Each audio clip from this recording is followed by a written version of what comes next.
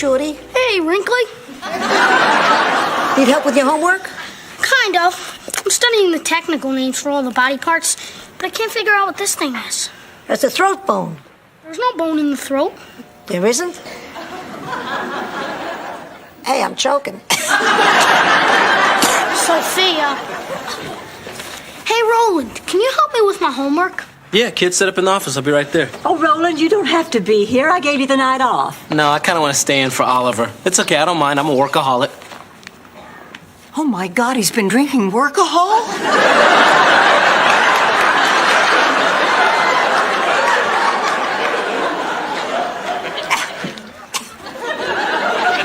You okay? I've been floating around the ceiling dead for 3 minutes, but thanks for asking. By the way, God said hi.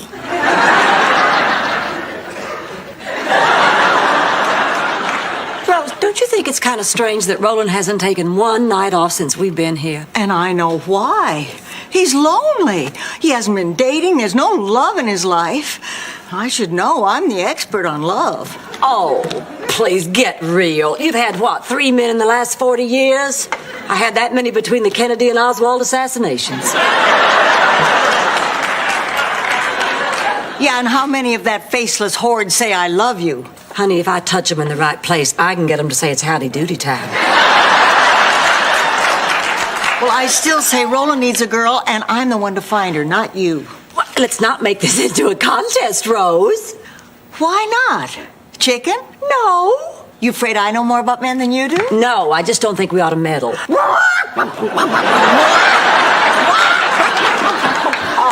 Don't you dare cluck at me, Rose Nyland. Look, I would accept your challenge, but it just wouldn't be fair. And even if you did, you'd both lose. I think there's a very simple reason Roland doesn't date women. Why? Because they're not men. Oh, you don't mean... Please, I haven't seen a flame that big since I went to Arlington Cemetery.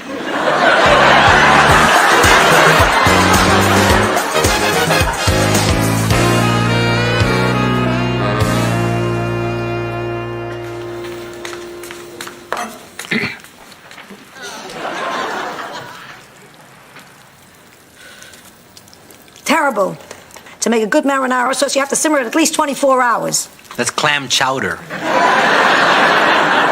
Perfect. And where did I put my glasses? Hey, everybody, listen. The TV station called and they want our chef to do a cooking segment on Good Morning Miami. All right, I'll do it, but this is the last time.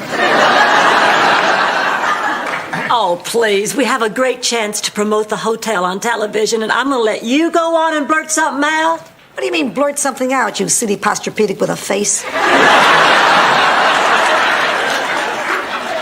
Look, Sophia, I know that you're a better chef. But I have TV experience. Really? Oh, yeah. Super Bowl 21. That was me behind Brent Musburger, remember? You know, it's a tough choice, but I think Chewy should go. Sophia, don't take it personally. It's just that Chewy... Well, honey, Chewy can see. Keep talking, Blanche. Keep talking, because I'm zoning in. Keep talking, Blanche. She went this way. Roland, shouldn't you be out on the desk? Yeah, back to work.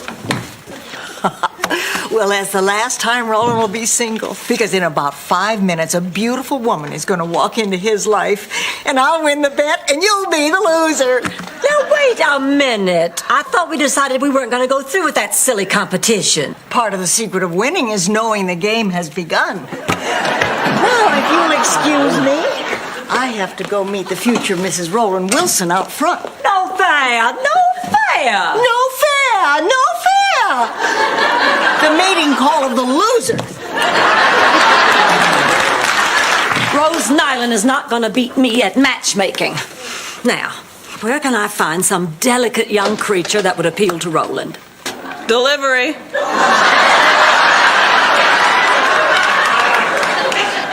Do you have a minute to meet a gorgeous man? Well, can I freshen up first? Oh, sure. I'm fresh.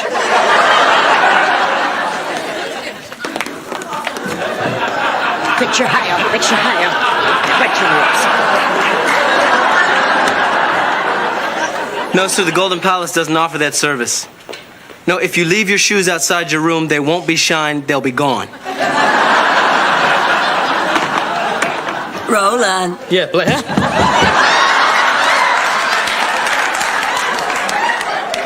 Roland, this is a friend of mine that I just think you're really gonna like.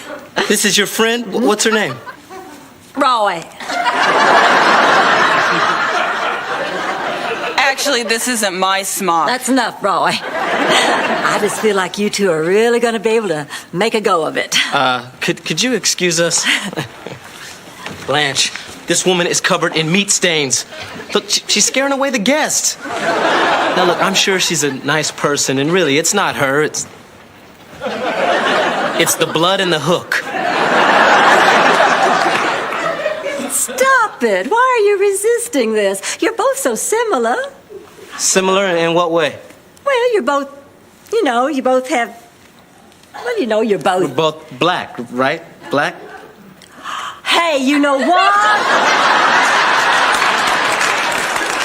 Blanche! Oh, all right. I don't know a lot of black people, okay? Besides, this is just to tide you over. I'm still looking. Sorry, Roy. You know how men are. No, I don't. Blanche, you make me sick. Fixing him up because of his skin color. I've got someone coming who's going to like Roland for Roland. Oh, there you are, Mr. Raschuti. How do you like your room? Oh, it's exquisite. Thank you very much. Now, where's this tasty little Slim Jim you've been filling my ears with? I'm with her. Sophia, how could you? He's a guest. I'm bringing him in as an expert. He'll ask a few questions. We'll get an answer. Potpourri? No, thank you. Straight, no chaser.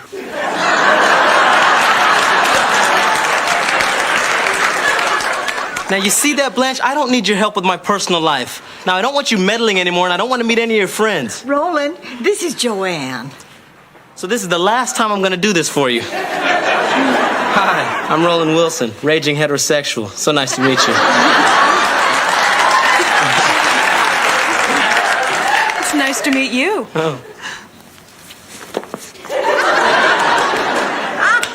I win. Roland wins. It's a win-win situation. Oh, except for you, Blanche. You lose.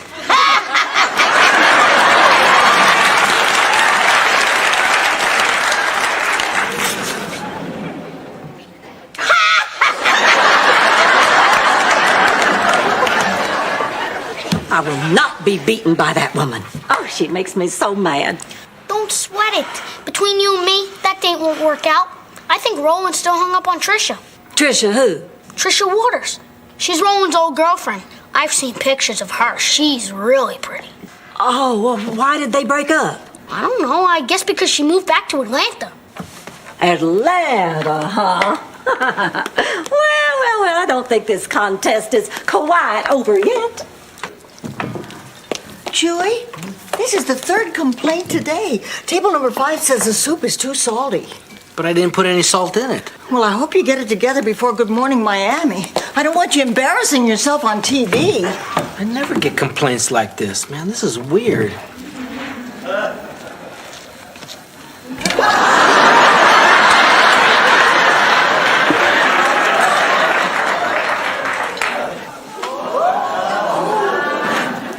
Hey!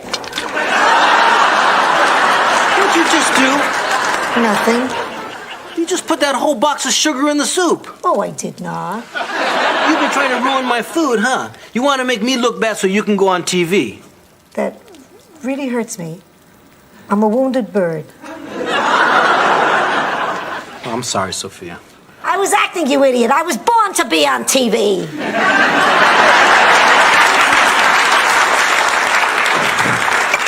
Julie, I just did the most wonderful thing, and you can't tell anybody. What, Blanche?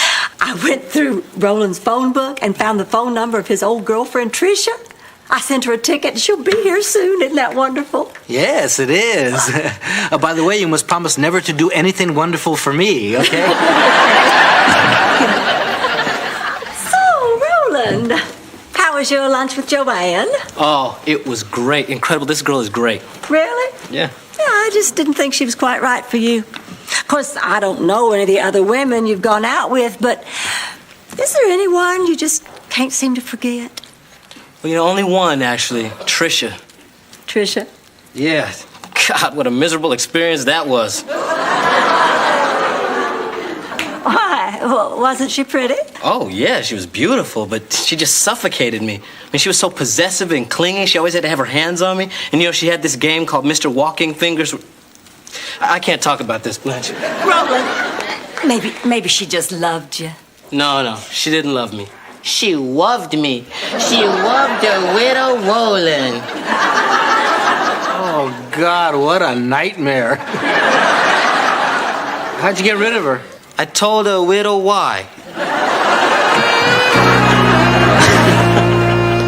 Roland, I need to talk to you now. I'm on the phone. Yeah. Yeah, Joanne, I had a great time at lunch, too. It'll just take a minute. Uh-huh. Well, I'm gonna look forward to that.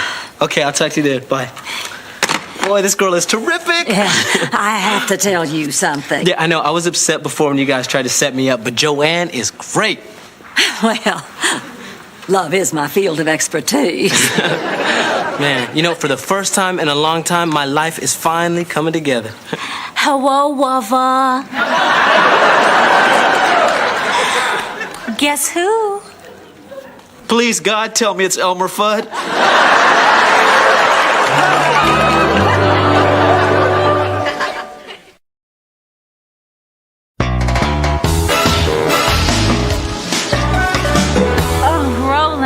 I was just stunned when I got your telegram.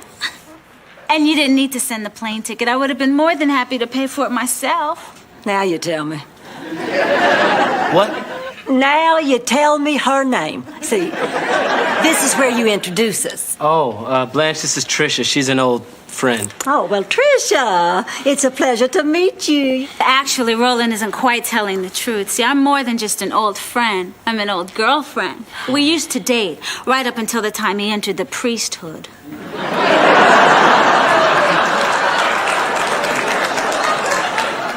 Priesthood? Yes, Trisha was the last girl I dated before I tried my hand at priesting. Well, thanks for stopping by. There you go again with those funny phrases of yours. Well, why don't we just give you the key to 301? Oh, thanks. I love you. Take care. I'll be thinking of you. Okay. Will you be thinking of me? Oh, yeah.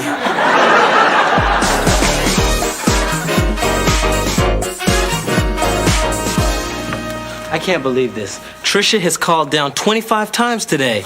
I tell her I'm busy, but she just won't leave me alone. And look at this. She had a pot roast delivered. Now, God only knows what this means. Oh, wait, this is from Roy. Two terrific women to choose from, but I still cast my vote for Trisha. Haven't you heard a word I've said, Blanche? I don't want Trisha. I can't keep running from her. Oh, look, you guys probably don't want to talk about my personal life. Yes, we do. Sit down. Sort of like bleeding in the Shark Tank, man.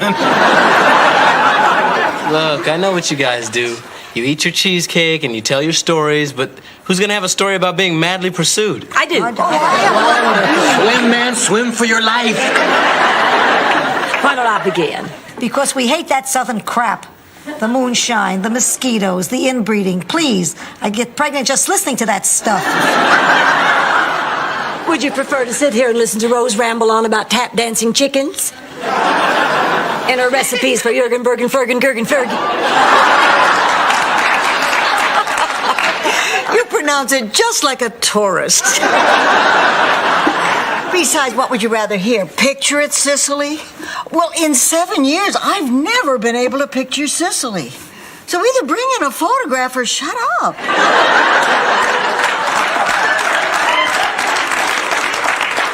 Look, you guys, I really shouldn't have brought this up, okay? It's my problem. I'll deal with it. Oh, okay, I'll skip the story. Although you should know that mine resulted in a bare-chested brawl and involved a man named Jerry Lee Lewis. Mine had Enzo Ferrari.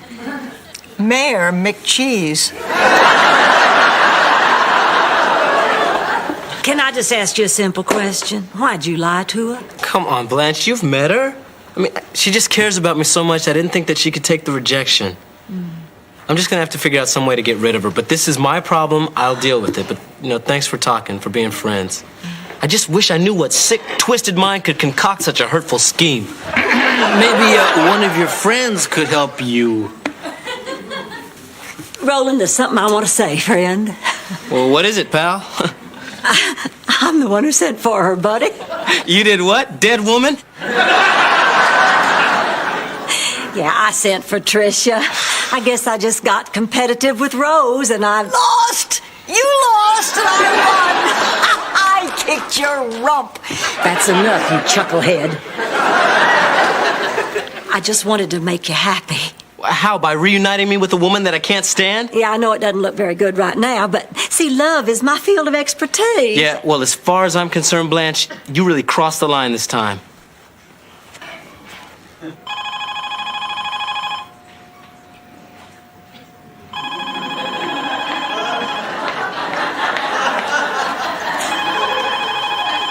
Aren't you going to answer it? What? The phone's ringing. I know the phone's ringing. It's been ringing all day, Blanche. I'm not deaf. Yeah, I'm not deaf either. Golden Palace, certainly. For how many nights would that be? Sophia, the phone stopped ringing. Suppose this will go down on my permanent record. Look, that was Trisha's room, Blanche, and I just can't talk to her. And you know what? I shouldn't be talking to you either. Roland, I know you're upset, but we can't afford to lose business. Now, if you're not going to get the phone, then let Sophia get it. Golden Palace. No ring that time either, Sophia. A little joke to relieve the tension. Well, here you are. Meet me at the airport. What a joker. So, what do you want to do today? I can't do anything today. I've got to work, Trisha. Well, baby, I thought you wanted to see me. I mean, isn't that why you sent for me? You just don't get it, do you? Get it? What do you mean, get it? No, I don't get it. I'm not getting it either. Let it ring. Look, we need to talk. Let's just go in the other room, okay? Roland, what are you going to tell him? Well, any suggestions? Oh, no, wait. You've gone way too far out of your way to help me already. Well, why don't you just tell her the truth? She's not a child. I can't. It'll hurt her too much. Well, it'll hurt her either way. I mean, just be honest. Deep down, everybody wants to hear the truth. She'll thank you for it later. You didn't thank me when I told you you looked like a cheese blintz in a wig.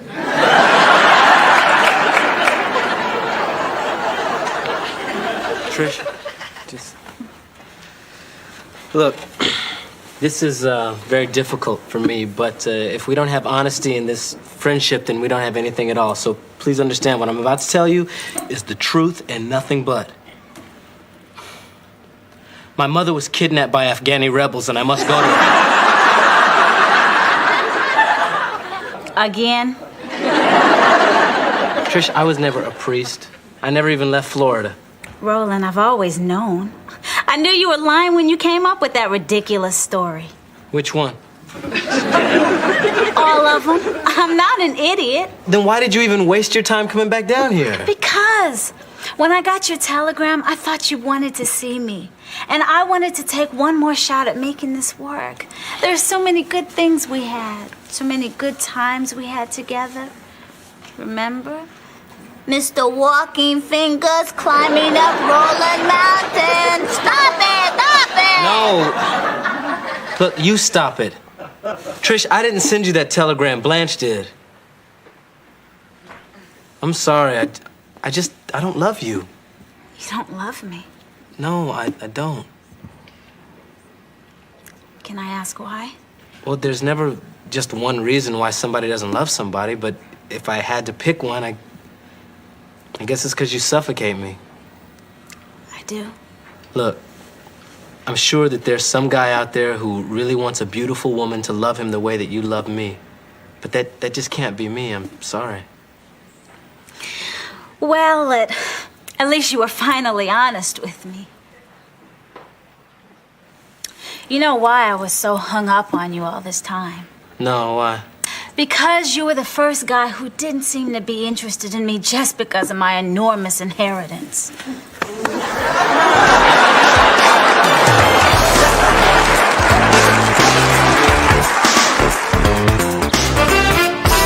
I did the TV taping go? Oh, man, I was on fire. I sizzled, I sauteed, I baked, I browned. Then I figured I might as well get off the beach and go do the show. Well, how'd it go? Oh, it was great. Once I got into the studio. Is Sophia still picketing? Yeah. Man, that old lady can work a bullhorn. Roland, listen, we've been talking and we both realize that we owe you a little apology. Oh, well, thanks. The whole thing started because we were worried about you. We thought you were working too hard. Well, do you know why I'm working so hard? I'm trying to teach you three ladies the hotel business. I mean, you guys are new at this. I can't trust you alone at the hotel yet. Well, we're not going to do anything to hurt our own business. Boy, it's hot out there. Do you mind if I pick it around the desk? Roland, I think it's really sweet that you worry about us, but honey, you have to understand now, we worry about you too. We can't help it. You're family now. You consider me family? Come on. Well, for heaven's sake, we work together, we live together. You're like a son to us. We were worried you weren't getting any.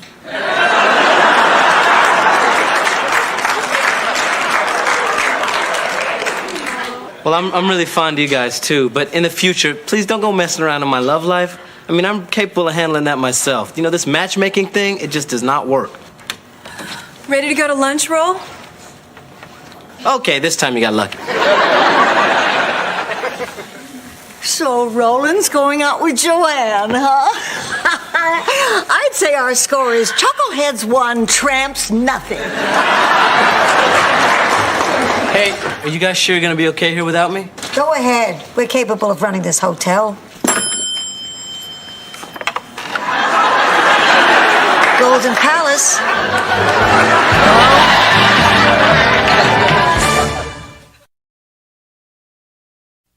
Workers, unite.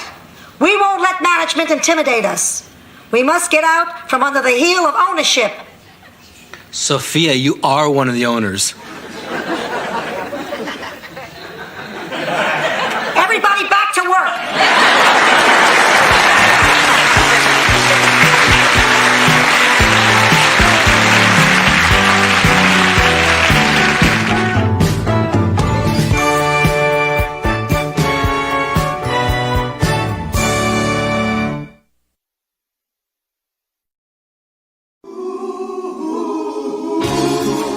Thank you for being a friend.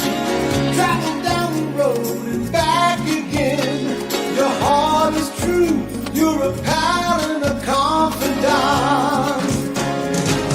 And if you threw a party, inviting everyone you knew, you would see the biggest gift would be for me. And the card attack would say, thank you for being a friend. Thank you for being a friend. Thank you for being a friend. Thank you for being a friend.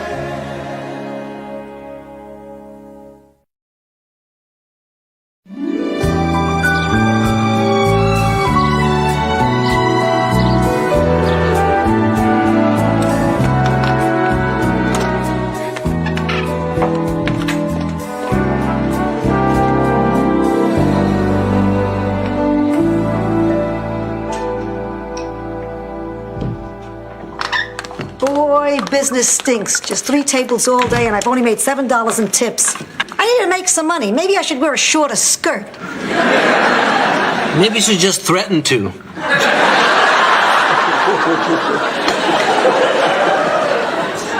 What silly little thing do you need money for now, Sophia? Teeth.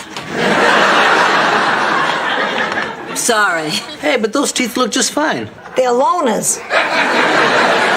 So what happened to your teeth? You may not know this, but a lot of foreign beers don't have twist-off tops.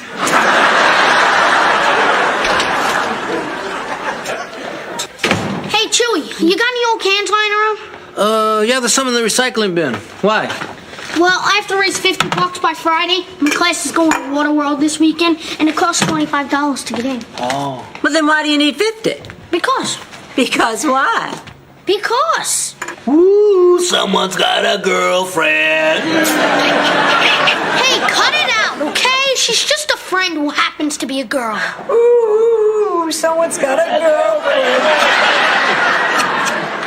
Hey, stop it, you guys. What's going on in here? Nothing. Oliver has just decided to raise some money for a very worthy cause. His new girlfriend. All right. Yeah, is everybody busting your chops about this kid making that woo-woo sound? Yeah. Well, good. You won't mind when I do it. Hey, cut it out, you guys. Oh, we'll talk about this later, all right? Man to man. All right, roll later. All right. Sophia, you want to help me look for cans?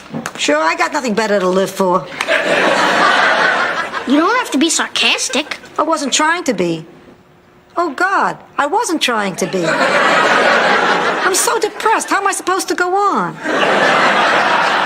I'll split the money with you. All better. Chewy, I need $5, quick. Well, okay. Here. What's the problem? You know that woman I was serving lunch to? She doesn't have any money to pay her check. Now, I told you can't go helping every deadbeat who comes in here. Oh, she's not a deadbeat. Her name is Vivian, and she's very sweet. She just happened to misplace her wallet, that's all. In any event, you don't need money. This is our restaurant. If you want to pick up somebody's check, you just sign for it. I know that. I'm not stupid. This is my tip.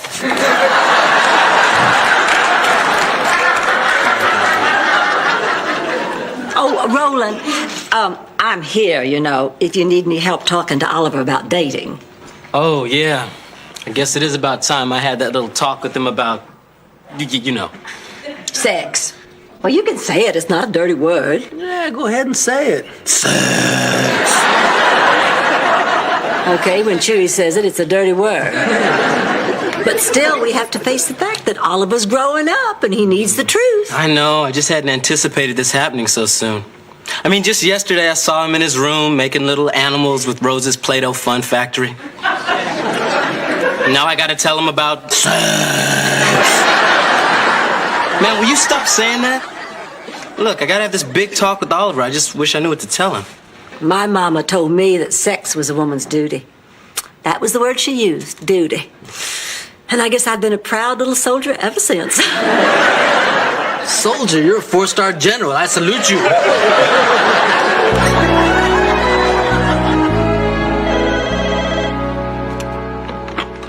Golden Palace? No, sir, we don't serve Chinese food. This is the Golden Palace Hotel. You want the Golden Palace restaurant. Another call for that new Chinese restaurant? I'm glad business is good for somebody. $7 in tips all day, and then we get stiffed on the old lady's bill. Left my purse at home. Please, I used that line when I was in my 70s. Well, whoever this Vivian is, Rose sure does seem to like her. Probably because she's been willing to listen to St. Olaf stories for about an hour. Golden Palace? No, we don't serve any Chinese food. This is the Golden Palace Hotel. You get a lot of those Chinese restaurant calls? Yeah, at least 20 a day. Really? 20 a day? Ka-ching! So there we were, just me and Inga Johansson on stage, as the mayor of St. Olaf, Gunter Handentil, picked up the megaphone and announced, "This year's Miss Gouda Cheese is Rose Lindstrom." Oh, Vivian, I don't think I've ever been happier than when that band played that polka and they put that fragrant crown of Gouda on my head. That is the most wonderful story I can remember hearing in a long time. May I say something? You remind me in so many ways of my mother. We used to do this a lot, have lunches and just gossiping and telling stories. I'd forgotten how much I missed those talks. Well, if you'd like, why don't you just call me Mama? That's what everyone calls me anyway. Mama? Mm-hmm. All right, that's what I'll call you from now on. Would you like some more tea, Mama? Oh, no, thank you, Charlene. Who's Charlene? Well, you are, silly. Honestly, Charlene, I don't have time for these little games of yours. Mama is very tired now.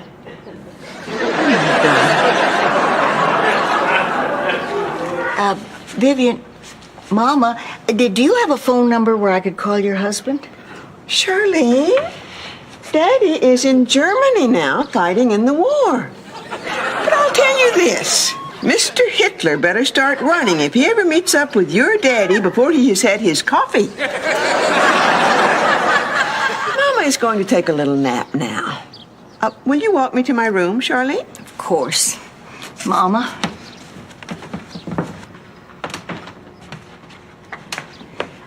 If you'll just wait 1 second. Is that the woman who lost her purse? Among other things. Where's Roland? Oh, he's in the office. Oh, wait, give me a key to an empty room. I'll explain later. You'll explain what later? Oh, my goodness, I know you. Well, I'm Roland Wilson. I'm the manager of this hotel. You don't fool me, Mr. Liberace. Say what? It's nap time. I want to talk to Liberace. Excuse us, ma'am. Rose, I'm a little worried about this. Well, you don't need to be. You don't look a thing like Liberace. Well, except when you walk. Rose, I think your friend has some problems. Roland, she's in trouble. Maybe she was abandoned. I've read about this. I mean, people dump their elderly. It happens all the time. Well, maybe she's just lost. Look, in any event, don't get in over your head, okay? Now, I've got to go to the accountant. I want you to call the police. As of this moment, we are all liable if anything happens to this woman. Okay.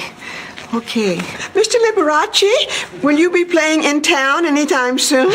Ma'am, I'm not Liberace. Oh, there's that famous walk again.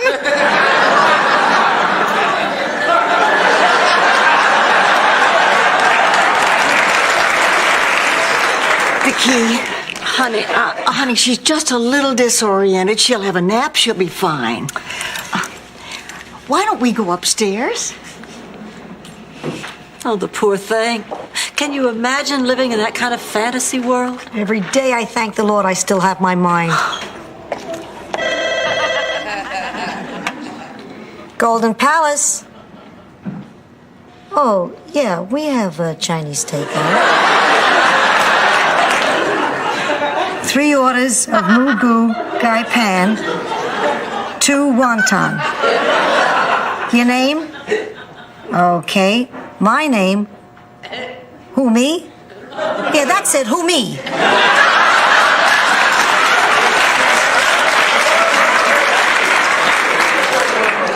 Hey, how much money have you saved for your date? Who, me?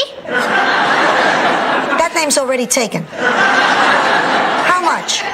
About $30. How would you like to invest it and make some real money fast? Count me in. I'll get my money. Hey, you. Who, me? I don't want to have to tell you again. I'm who, me. You're hey, you.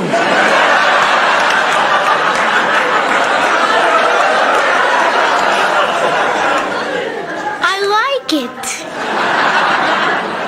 Ka-ching!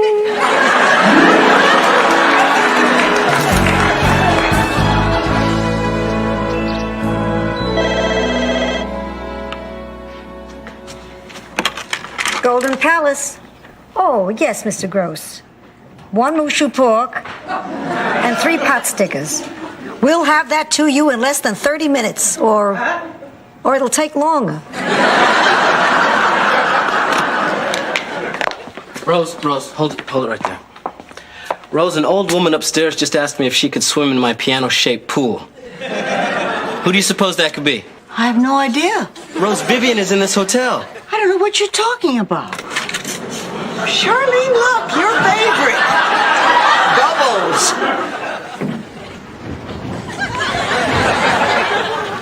And I'm offended that you'd even say such a thing. Rose, why didn't you call the police? Because I knew they'd put her in a shelter, and I don't think she can take that. Rose, I don't think this is a very good idea. That's exactly what I said to my sister when she wanted to put my mother in a home. But I let her convince me it was for the best, and it wasn't. They took good care of her, but she was scared. And in a few weeks, the damage had been done. I've spent the last 6 years wishing I had it to do all over again. So I've made a decision. Until we find out where she belongs, Vivian lives here.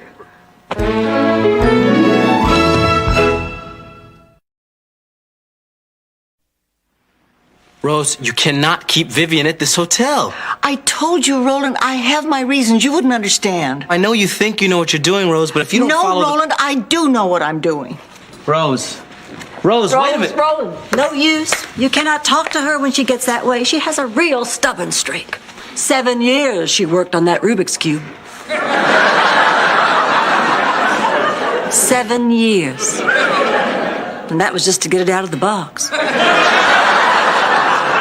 But seriously, I'll go talk to her.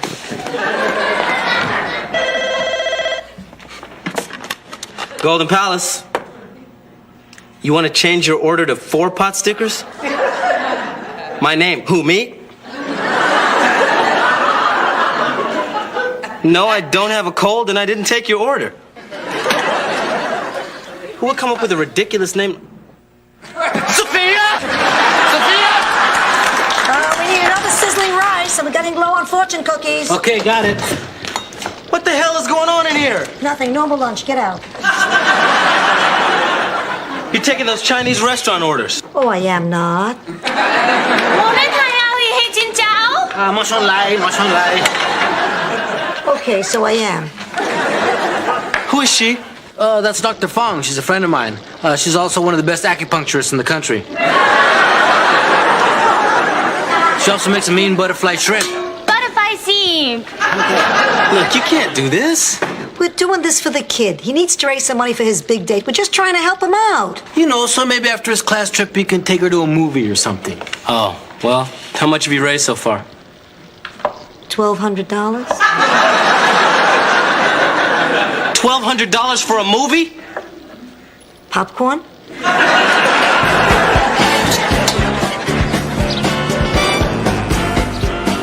All right, here's the deal. Pay Oliver back his money plus a little profit so he can go on this date. Pay Dr. Fong for her work, deduct the cost of the food, and give the rest of the money to the real Golden Palace restaurant. What do you mean give back the money, man? We earned it. Chewy, you took another man's business. That's not ethical. Hey, it's a dog-eat-dog world. Dog? No cook dog.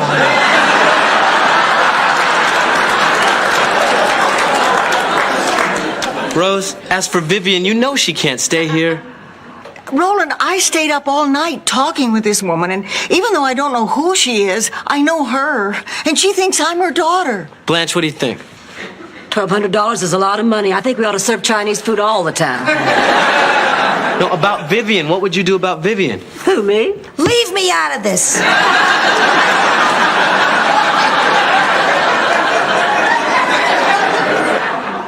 So, you want to know what I think? Vivian really ought to be with her real family right now. Not a fantasy. So if there's a chance they could find her, I think she'd want to take it. I agree. Now, Rose, I understand how hard this is for you, but what if there's someone out there looking for Vivian? I mean, what if they think she's lost to them forever? At least in a home, there's a chance she'll be found. I'll call the police. Excuse me.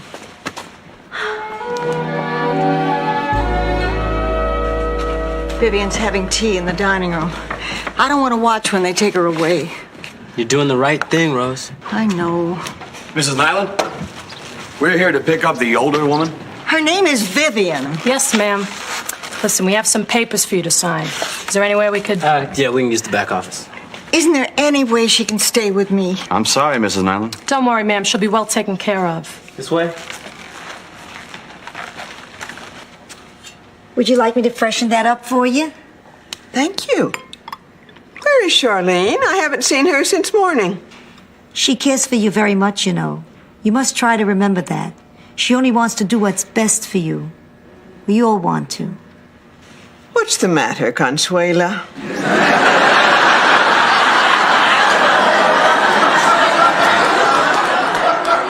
Oh, my goodness. You're not pregnant, are you?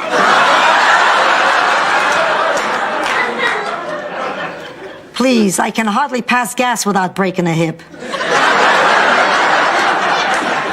Well, you just relax while I get you a nice glass of juice. Would you like that? Sure, but not apple. I'd like to walk out of here tonight.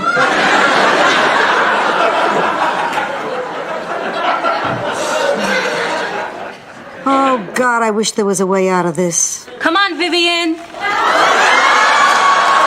You're going for a ride. What? No, you got the wrong old lady. I'm Consuela. Sophia. My name is Sophia. Sane as a rock. Come on, test me. Test me. Okay, let's go. Come on. Wait a minute, you got the wrong old lady. Help! Help!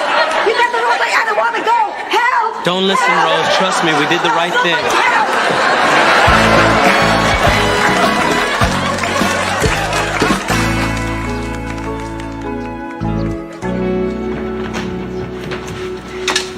Hey, you ready to tell the kid about all the birdies and the bees? Man, are you kidding? I've read 3 books on psychology, 4 books on biology, and Shelley Winter's autobiography. And might I add, yuck. Hey, man, you can't teach a kid about sex from books. Especially with the MTV generation, man. You need visuals. Which is why I picked up these guys. Puppets? Chewie, I'm not gonna teach Oliver about sex with some puppets. I wrote this little puppet play and everything. Don't you want to hear it? I knew one day my love of puppet plays would get me in trouble. Go ahead. Okay, good. You like this one? Okay. This is called Long Day's Journey into Puberty by Chewy Castiles. Okay.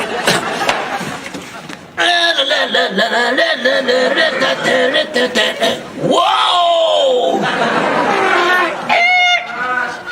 Excuse me, lady. You dropped something. My jaw.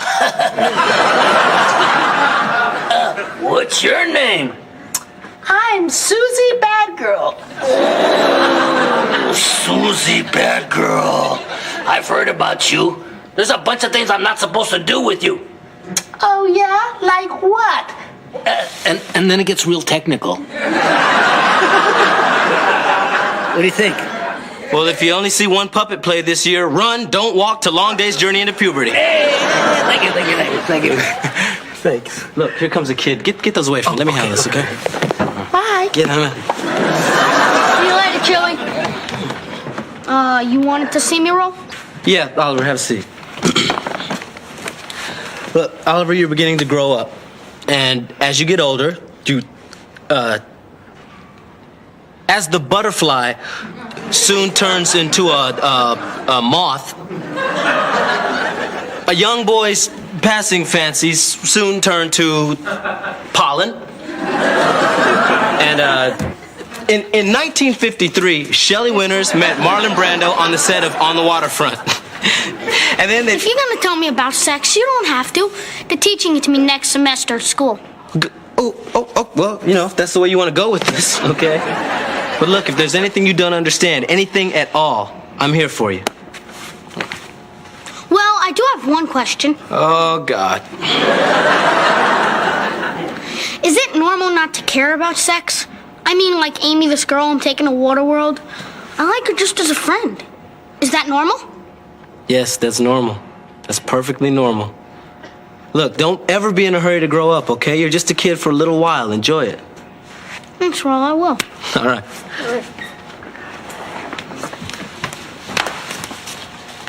Chewy did his puppet play without me. Who played Susie Badgirl?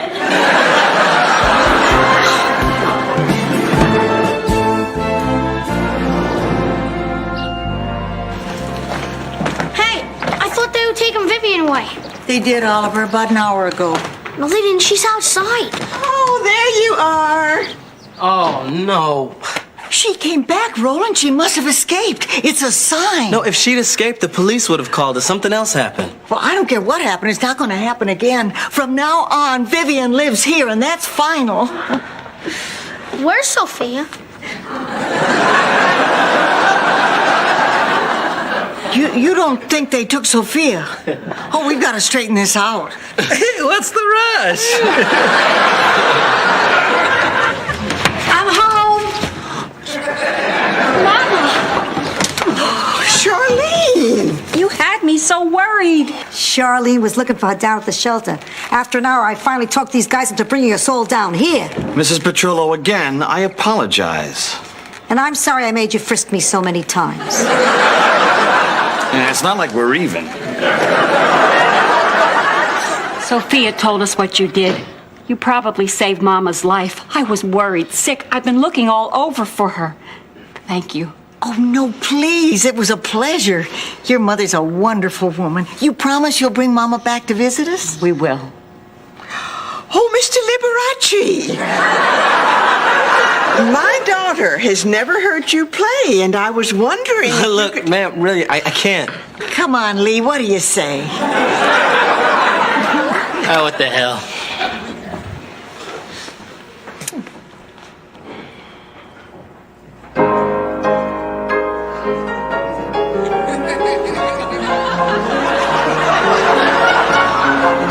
Isn't he wonderful?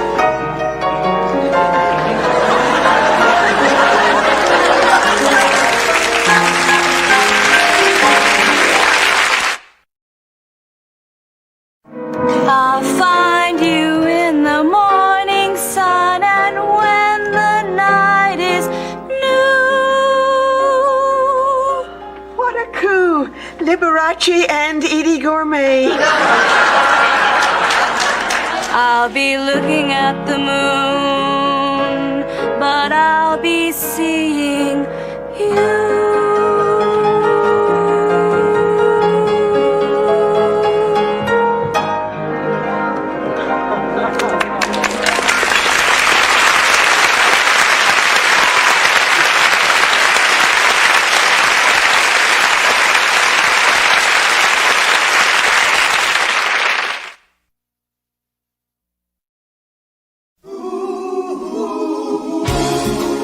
Thank you for being a friend.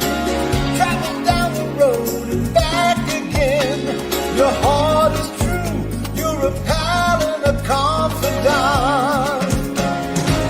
And if you threw a party, invited everyone you would see the biggest gift would be for me. And the card and text would say, thank you for being a friend. Thank you for being a friend. Thank you for being a friend. Thank you for being a friend.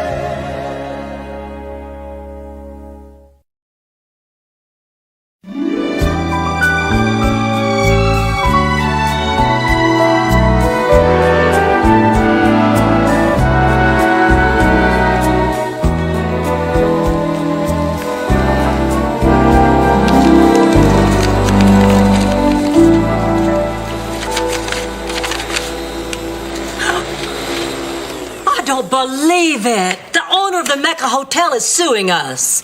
Well, we can't watch Sophia 24 hours a day. And that wet t-shirt contest was open to the public. No, it's not that. He claims that part of our parking lot is on his property. Oh, great. Now we're going to have to get a lawyer. Well, this could cost us a fortune whether we win or lose. Maybe not. Maybe we don't need a lawyer. I'll just have a meeting with this Mr. Gentry. Everything will be all right. Do you really think you can get him to drop his lawsuit? Honey, if my dress is cut low enough, I can get him to drop more than that. All right, ladies, chalk up another volleyball victory for the Golden Palace. Oh, who'd we beat today? We beat the Carlisle. Brad was on it. No. Well, yeah. Brad, you didn't hurt that big, broad shoulder of yours again now, did you? Oh, no, Blanche, it's fine. Really? Come here. It's fine. Brad, I'm not going to bite you. Oh, well, you did last time. You really do scare him, you know. Oh, for heaven's sake, I'm just teasing him. I don't mean anything by it. I don't do anything to really scare him. What about the time you showed him the attachments to your back massager? What's the matter, Chewy? You're awfully quiet. Didn't you have a good game? Once again, I didn't get to play. Once again, I got to sit on the hot sand and burn my butt while Roland and Brad played the whole game. And I know why. It's because I kind of stink at volleyball, huh? Oh, this is a racial issue, man. Of course it's because you stink at volleyball. Look, we only have 2 games left to win the championship. I'm not going to change the lineup now. As long as I'm the captain, Brad is playing. I want to win that trophy. Well, maybe I can help. I did play volleyball, you know, back on the girls' high school team in St. Olaf. I was known as Jump Up and Down Rose. That was your nickname? No, that's what they'd call out to me.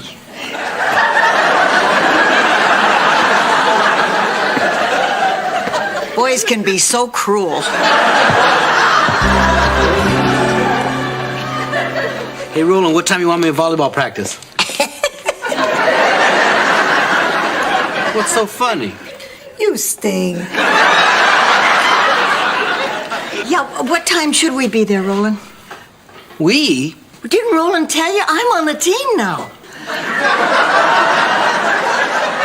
Wait a minute. I come out all season waiting for a chance to play, and Rose comes along and tells one St. Olaf story about jumping up and down, and she's in?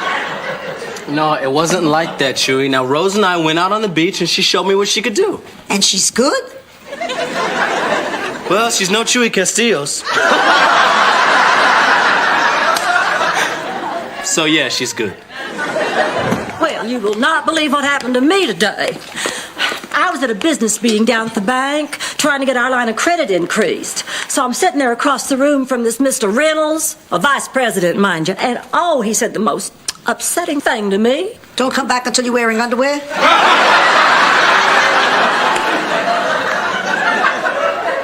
Sophia, I always go to meetings with men dressed like this. To me, it's just a great business tool. You know, gives me a leg up. Just one?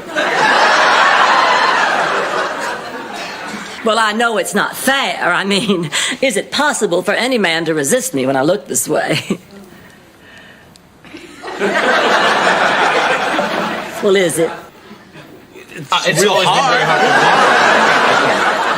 So anyway, there I was, and I started coming on to Mr. Rent. Well, no, I don't mean exactly coming on to him. You know, I just said one innocent little thing, and I guess he must have thought I was coming on to him. What did you say? Well, I said I'd like to put him in a hot tub and drink him like soup.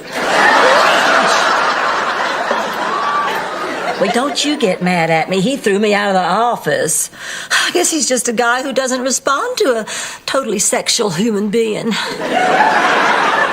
Look, Blanche, you came onto a man in a business situation. Well, that's practically sexual harassment. Yeah, but I'm not going to file any charges. Blanche, you sexually harassed him, and you made the hotel look bad. Oh, dear? Look, things have changed since we bought this hotel. You're not a social butterfly anymore. You're a businesswoman. And you behave differently in business deals. Well, look what you do to Brad, the pool guy. Oh, but I'm just teasing him. Well, maybe you do have a point. I think of it as teasing, but how does it make him feel? Honestly, he feels that at some point he's going to have to sleep with you in order to keep this job. Really? He said that? Oh, I'm doing it right now, aren't I? Oh, well, hey, what am I going to do? I have that meeting tomorrow with Mr. Gentry from the Mecca. My plan was to seduce him out of those parking spots, but that's wrong, right? Right. Oh, boy, I've done this all my life. I'm really ashamed of myself. Well, I guess I'll just have to change my ways. And I will, too. From now on, Blanche Devereaux is a new person. I will never again throw myself at any man I'm doing business with. Well, there goes our free cable.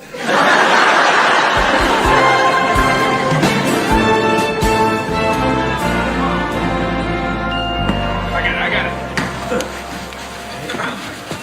it. Set. Yes, baby! Woo! All right, 14-5. Time out. I got some sand in my eye. Oh, no, that's all right, man. Happens to all of us. Time out, I got some sand in my eye.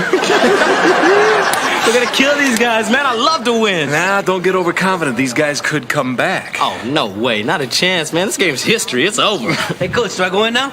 Not yet, Chewy. They could come back. Hey, come on, man. Put me and Rose in now. Yeah, go ahead, bro. Give him a chance. They'll be all right.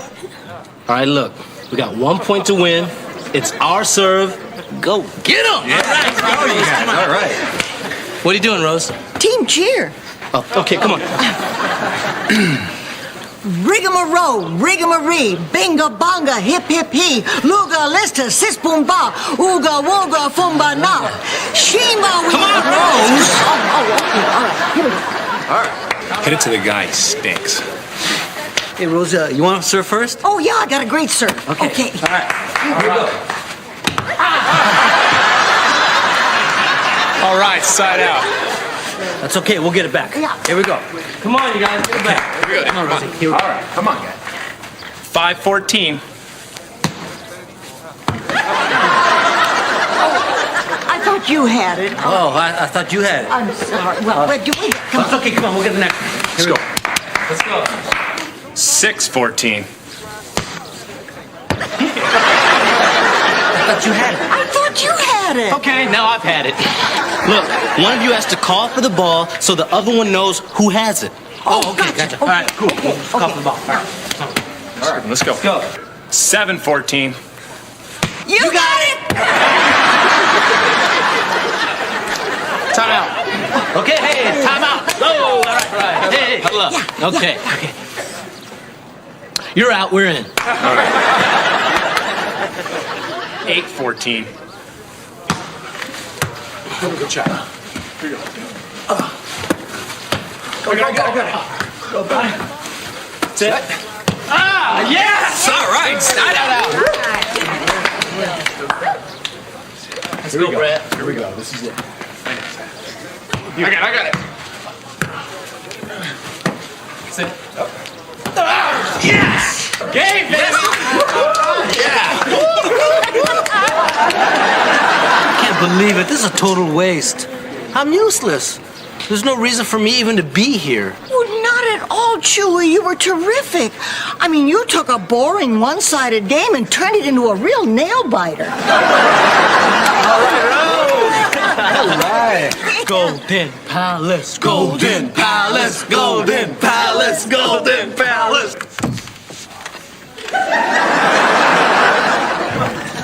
I'm ready for Mr. Gentry. Who are you supposed to be? Dr. Quinn? Medicine slut? From now on, I'm not going to let my sexuality interfere in my business relationship with the man. I just couldn't respect myself if I did. I have changed. From now on, I'm Blanche Devereaux, businesswoman. Excuse me, I'm looking for Miss Blanche Devereaux. I'm Blanche Devereaux. I am Lawrence Gentry, and may I say, what a pleasure it is to meet such a beautiful woman. I'll be right back, Mr. Gentry. I just want to change into something not so hot.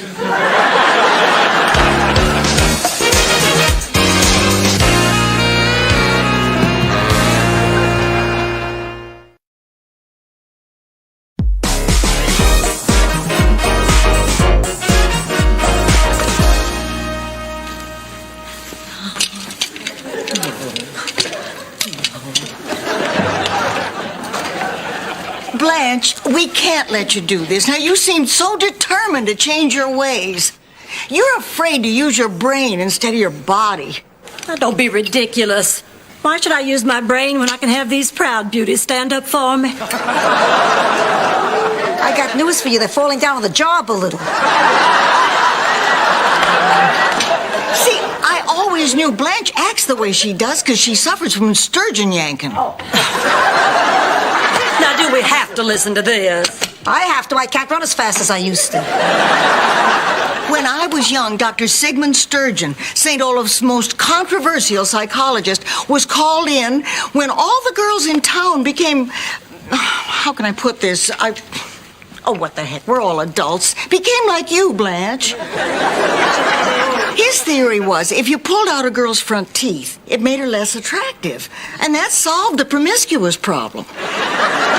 So it was decided that all the girls in St. Olaf, except the daughters of the members of the town council, would have Dr. Sturgeon yank out their front teeth. Thus the name Sturgeon Yankin. Hey, you may be right. Rose, my wanting to look nice for Mr. Gentry has nothing to do with my old way of doing business. Isn't it possible I'm just attracted to him? I mean, what's supposed to happen in the 90s when two people meet at work and they're just plain attracted to each other? You want my opinion? Keep your body out of it and just use your mind. Is that really possible? You want to be a professional? Okay. All right. I'll try this. Atta girl, Blanche. But I have to tell you, it feels very unnatural. If it gets too tough, there is help. As we say in St. Olaf, men don't chase toothless women. Well, not until last call.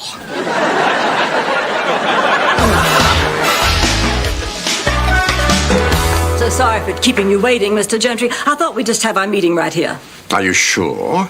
You know, now that we met, I'd much rather discuss business tonight. Maybe over dinner. No.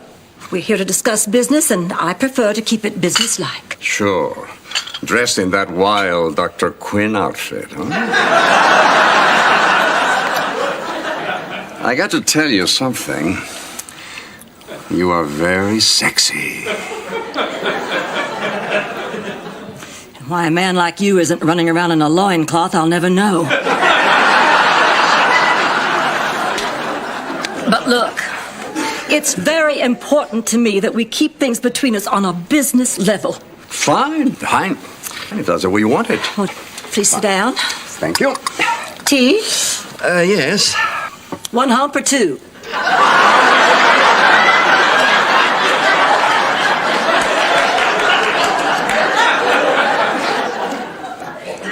I guess I can try two. Now, just what seems to be the problem with the parking lot? Well, as you know, land down here is at a premium. And our hotels are so close. I mean, we're so close, we're practically on top of each other. Sounds good to me. Now, we're here to talk about business, so here are some of my ideas about the parking places. You have those lunches for businessmen? And you have fabulous eyes. Which are undressing you at this very minute. No! No, we've got to stop this. Can't you just relate to me as a human being and not some fabulously luscious boy toy? But you are, Blanche. You are. Maybe it's time to leave the business to those who can do it best, and you should concern yourself with what you do best, huh? No, damn it. Look, when I bought this hotel, I did it as a challenge to myself. Well, this new way of doing business is just another challenge. Of course, with a person like you, it may be the greatest challenge, but I can do it because I have to. Now, will you please pay close attention, because here's what we're going to do to solve the parking spaces problem. You and I have very different clientele. Oh, yes, we do. So we're going to interface our computers and study the traffic flow, determine who gets the spaces at peak occupancy, and then just share them equally without interfering with any of our guests. Well, do you agree? Well, I underestimated you, Miss Devereaux. That's a very impressive solution. So it's settled. And maybe, once in a while, we could have lunch together. Just to see how we're doing. With business? Oh, of course. Well, I'd like that. Good. Well, so, very nice doing business with you, Mr. Gentry? Well, it's very nice doing business with you, Miss Devereaux. You know, you really do have a scintillating mind. You are a fascinatingly intelligent woman.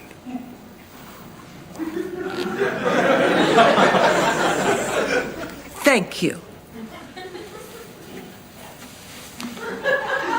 Oh, by the way, I do own a loincloth.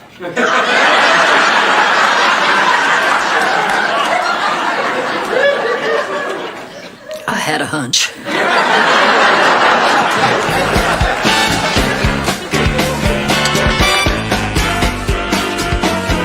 Set.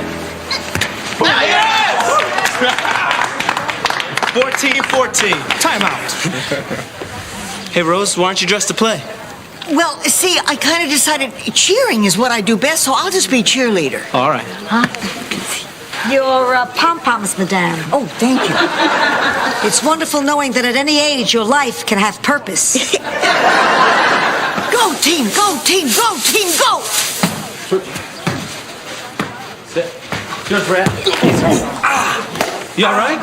Oh, man, it's my ankle. He's hurt, he's hurt, he's hurt, he's hurt! She's nuts. She's nuts. She's really, really nuts. Easy. Careful. Rose, how you feel? Not too bad. How about yourself? No, I mean, you think you're ready to play? Hey, don't do this, man. Chewy, look. Come on, Rose don't. Okay, you're in. Okay. He's in. He's in. He's in. He's in. He's in. Got it. Oh, got it. Excuse me? That's out. All right. Way to play, Chewy. One more point, we're gonna win this thing. 14-14. Timeout. What are you doing? I want to talk to you, man. Why are you hogging the ball like that? Come on, man. One more point, we're gonna win this game. I don't care. Look, I didn't want to tell you this, but when I was a kid, I was the guy who never got chosen for teams. You know why? We're back to you stinking again, aren't we? Yeah, we're back to me stinking. I mean, the other kids used to call me Senor Stinky. And they said I lived at Casa del Stinky and my bike was Stinky's bike. See what I'm getting at? Yeah. Kids can really beat a good joke to death. I was humiliated, man. And I never wanted to go through that pain again. And I thought as an adult, well, my friends would never put me through that pain. But you're doing it to me, so just don't do it to me, okay? All right, champ, let's go. All right, come on. Ah, they're keeping Stinky in the game.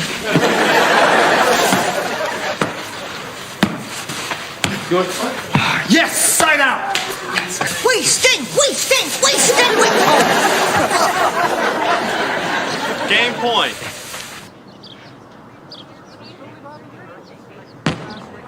Easy one. What?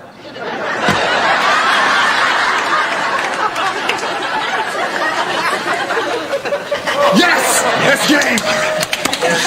What are you doing, Chewy? Well, you distracted me, man. You're gonna blame this on me? You are unbelievable, man. You really are Senor Stinky. You're the worst, Chewy.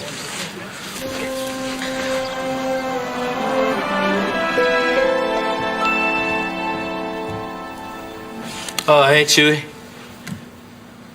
Hey, wait up, my man. Hey, my main man. My main man. Chewy. Main. Man. You're never gonna talk to me again, are you? All right, I understand. I just came over here to apologize.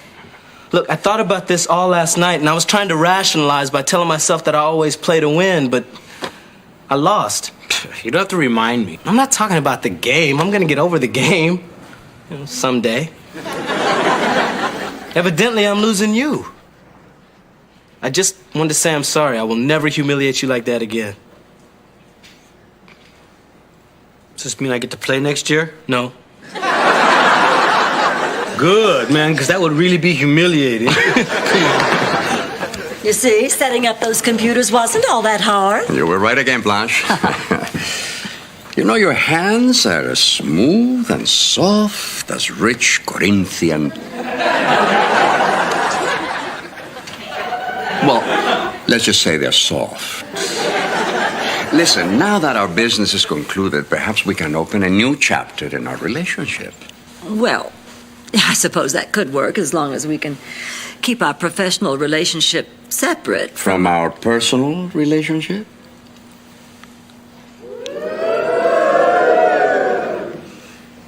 Yes, if we can do that, why not open a new chapter? What do you say we start tonight? I say great. Your hotel or mine? Mine, they know me at yours.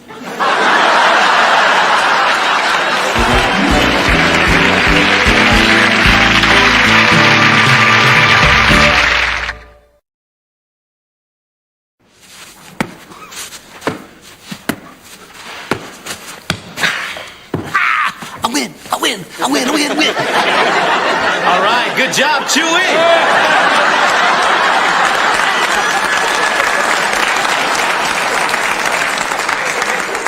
Now, let's try the next one without the blindfold, okay? No. Ready?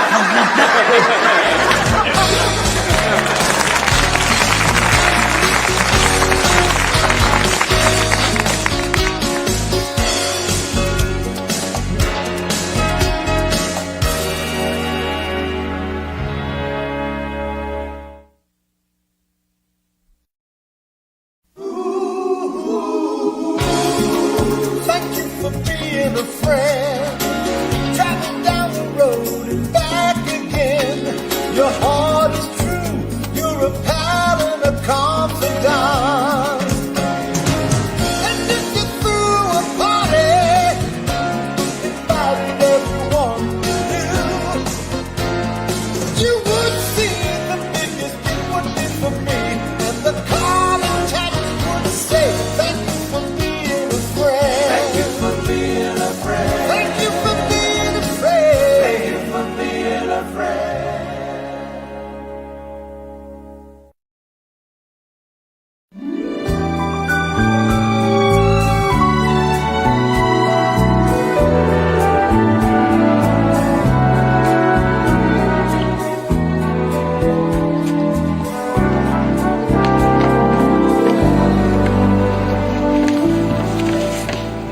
Hey, Chewy, man, you should check out the stage in the ballroom. It's really starting to look like a comedy club, man. We're gonna make a lot of money on this thing. Yeah, it's a great idea. Oh, by the way, I have an application for somebody who wants to enter the comedy competition. You're kidding, right? No. Corny Castillos? Yeah, do you love it? See, I was trying to come up with a stage name that was funny, and since the funniest word in the world is corn... Corn! Hey, what could be funnier than corny Castillos? All I gotta do now is come up with a 5-minute act, but I have all week, so how hard can it be? Corny, listen to me.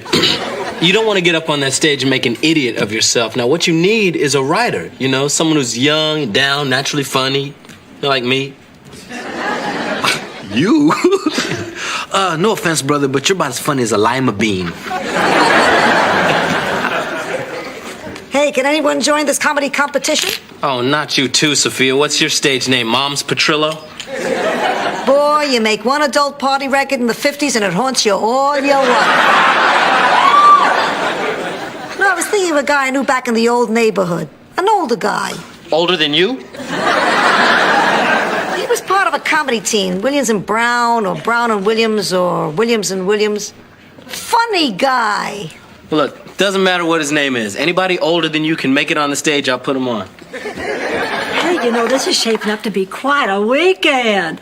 I just learned my son Matthew's going to come for a visit, and the comedy show's almost sold out. Oh, yeah, speaking of which, Chewy wants to enter. Oh. And Sophia... Oh, don't let Sophia enter. Have you heard her party record? It's filthy. Hello. My name is Bill Douglas. I have a reservation. Oh, yes, Mr. Douglas. Yes, I have you right here. You know, you look very familiar to me. Oh. Where do I know you from? What do you do for a living? Well, I own a mattress factory. Maybe you've heard about our line. Douglas Mattresses, the mattress that will last a lifetime. Yes, I've had 3 of those. Well, I hope you enjoy your stay here at the Golden Palace. Thank you, yes. We do everything we can to make our guests feel like they're very special. Thank you, thank you.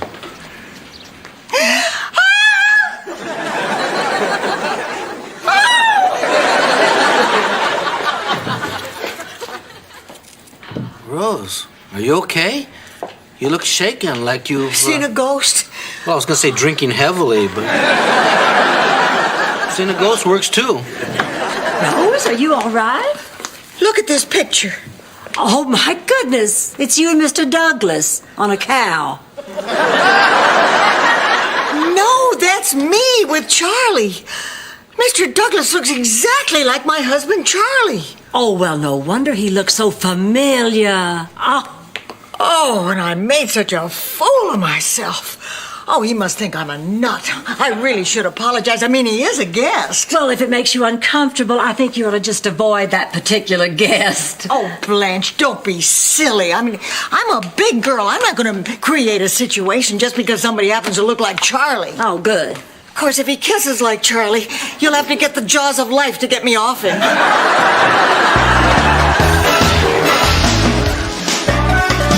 Read this joke. Read this one. Yeah, you're gonna love it. Too bad Al Gore's not a waiter because he married a good tipper.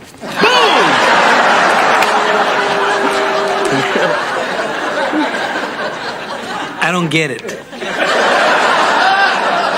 What do you mean? His wife's name is Tipper. It's not funny. Man, that's because you're not saying it right. You gotta hit Tipper. His wife's a good tipper.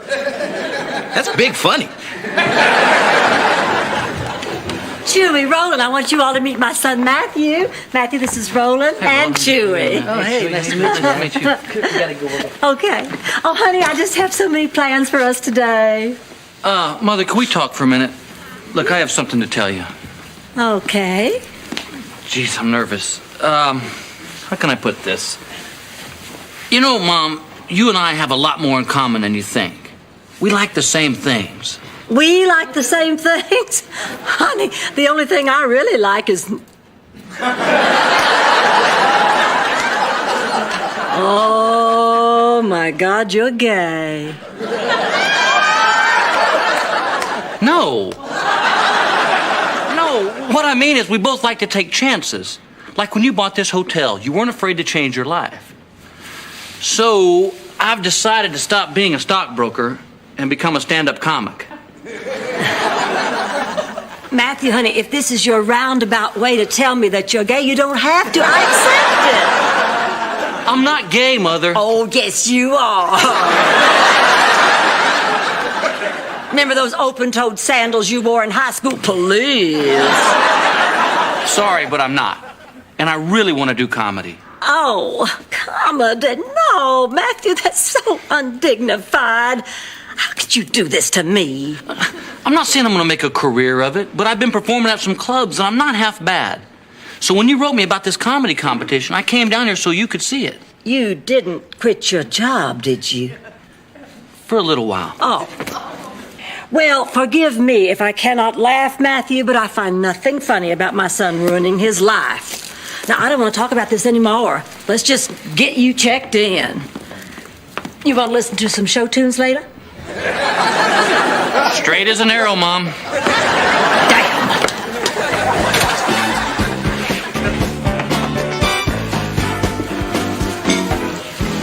Hello.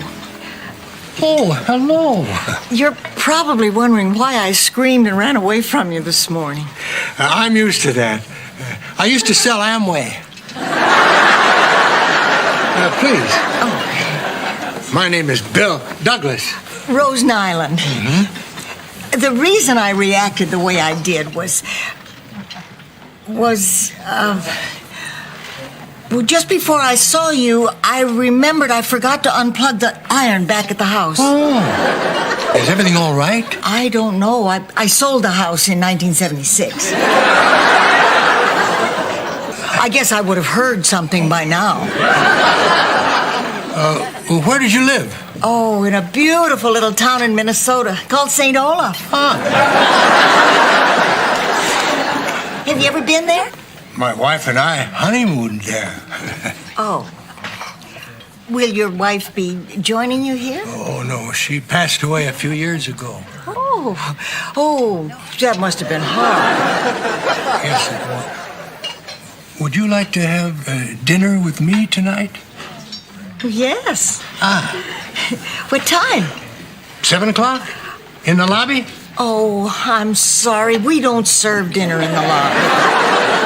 Well, why don't you and I just meet in the lobby, and then we will go out to a restaurant. Great! Huh? See you at 7. Yeah. Wow. And smart, too.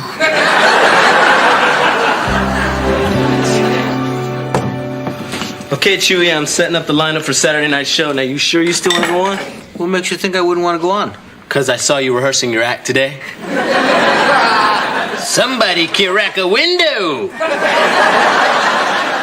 Well, you're just saying that because I'm not using any of your lousy jokes. My jokes? What about your jokes? I had a dream last night that I ate a giant marshmallow, and when I woke up, my pillow was gone. Ba-boom. Man, that joke is so old, Pia Zadora wouldn't marry it. That reminds me, I talked to my friend. He thinks he can make it. Oh, great. What's his name? Oh, this is crazy. I just had it. I tell you, at my age, the first thing to go is Mind No, help yourself. Look, Sophia, if the old dude shows up, I'll put him on right after Matthew Devereaux. Matthew's not entering the laugh-off. Does Matthew know this? Matthew know what? Matthew, I forbid you to enter this contest. Mom, I'm 35. Your forbidden days are over. Now look, don't you get smart with me. I have been reading some of your material. When I was young, my mother used so much makeup, her pillowcase looked like it had a picture of a clown on it. Hey, you can't do that. Thank you, Chewy. I'm doing a pillow joke. Where'd you get that pad? From your room. Those are personal. Oh, well, they certainly are. Look, if you want to go out and make a fool of yourself in public, that's one thing, but you are not going to make me look like a fool, too. You had no right to invade my privacy. My point exactly. Now, Matthew, you're not doing this to me.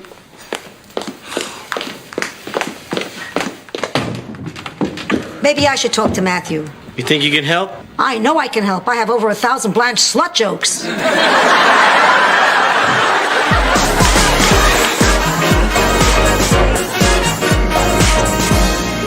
Yeah, what a night, huh? Oh, I don't think I've had this much fun in years. You know, I can't remember when I last danced the polka. Did you like my solo? Oh. I'm always impressed when somebody jumps up on a table and stands on her hands.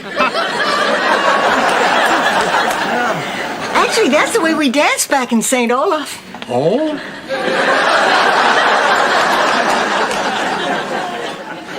Bill, there's something I have to tell you. Can I tell you something first? Look, I have been alone for 7 years. I tried dating. I know what you mean. Oh, yes, but you're very different. When I'm with you, I feel comfortable. Just comfortable. No, don't underrate that. When you're comfortable, you allow yourself to feel wonderful things. Like what? Like this.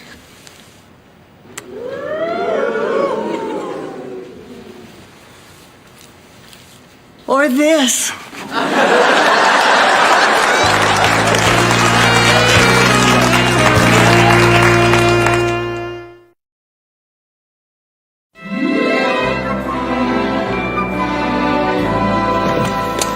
Roland, I won't be going to the show tonight, so there's another ticket you can sell. You gotta go. I sold Matthew this one joke and no one will get it if they can't see you.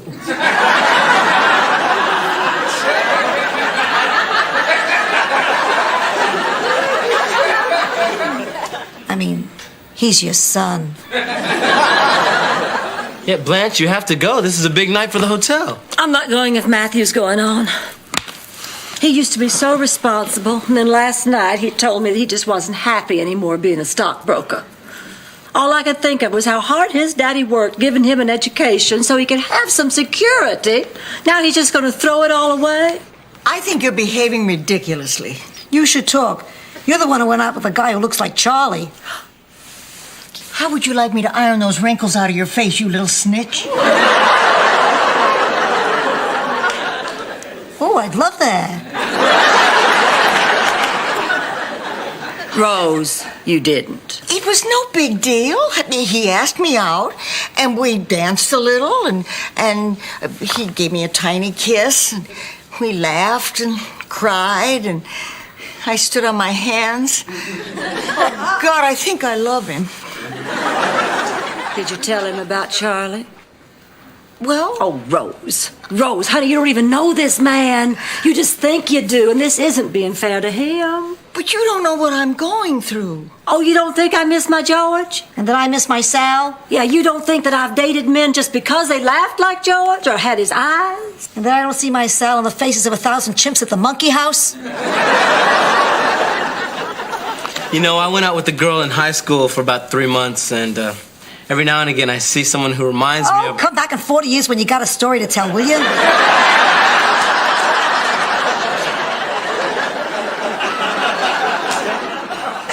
But if I tell him, he'll leave. Well, then what are you going to do? Just burn all your pictures of Charlie? Tell your girls not to say anything to Bill? I know, you're right. I have to tell him.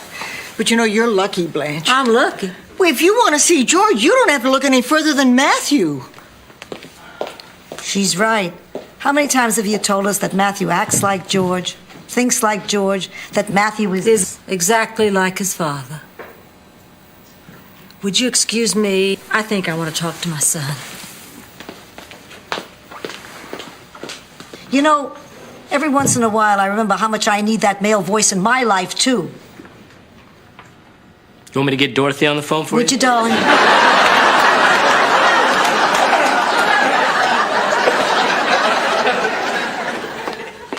Matthew, may I speak to you a minute? Don't worry, I'm not going on tonight. Oh, okay. But did I ever tell you how I met your father? No. He was a barker at a carnival, putting himself through college. Dad was a carnival barker? I didn't know that. Oh, yeah. He used to sell these dice from Paris, France. They were just like regular dice until you held them up to the light. I do remember him doing that. Yeah. That's how you met Dad? Hell, I bought 6 pairs. Then after he became a lawyer, he used to do it at parties and charity events. And then I guess he just became too successful, and it wasn't dignified anymore for him to put on that straw hat and do his little pitch. But Lord, how that man loved to make a fool of himself. What are you saying? Oh, I'm saying go out there and make a fool of yourself. It'd make your father proud of you. What about you? I'm proud of you, whatever you do.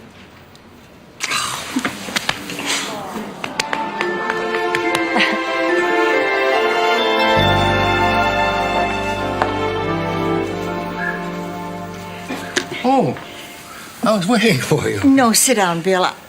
I have something to show you. Mm-hmm. Huh. A picture of you and me sitting on a cow. No, that's me with my late husband, Charlie. Wow. It certainly explains your instant attraction to me. Well, I wanted to tell you right away, but... But you wanted to extend the fantasy a little longer. Don't be angry. Oh, no, I'm not. But let's be honest. Would you ever be able to look at me without thinking about Charlie? Well, maybe not right at first, but after a little while... You would never be able to know how you really felt about me. I don't think it's going to work. I'm so sorry. I'll leave. Oh, no, I don't want you to leave. Oh, I don't think I could stand that again. You see, when Charlie died, it all happened so fast, I never got a chance to say goodbye. And now you're just going to walk out on me, too?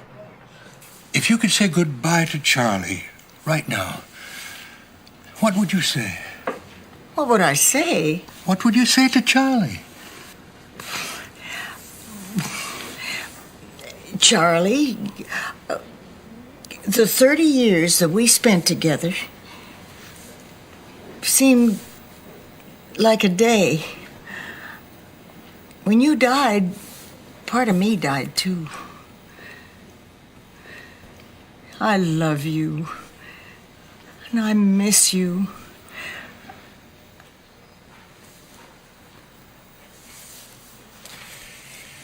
Goodbye, Rose. Thank you, Bill.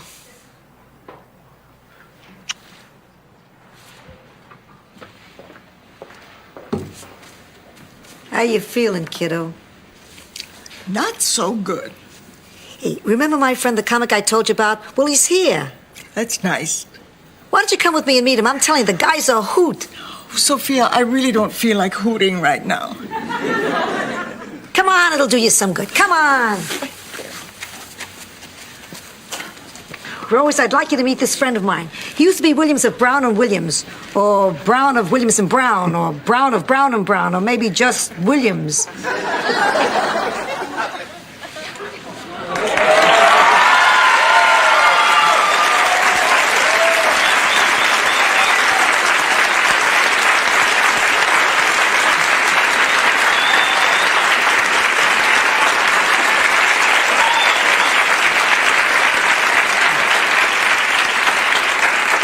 You're wrong. My name is Sam Newman. He's George Burns. What is he ashamed of? Rose, Sophia told me to cheer you up. So I will. Here's a cigar. I don't smoke. Okay, that didn't get a laugh. I'll tell you a joke. Have you heard this one? I don't think so. I haven't told it yet. Teacher said to a kid in school, "What does your father do?" He says, "My father's a doctor." Said to the other kid, "What does your father do?" He says, "My father's a lawyer." Said to the third kid, "What does your father do?" He says, "My father's dead." He says, "What did he do before he died?" He says, "He went, ooh."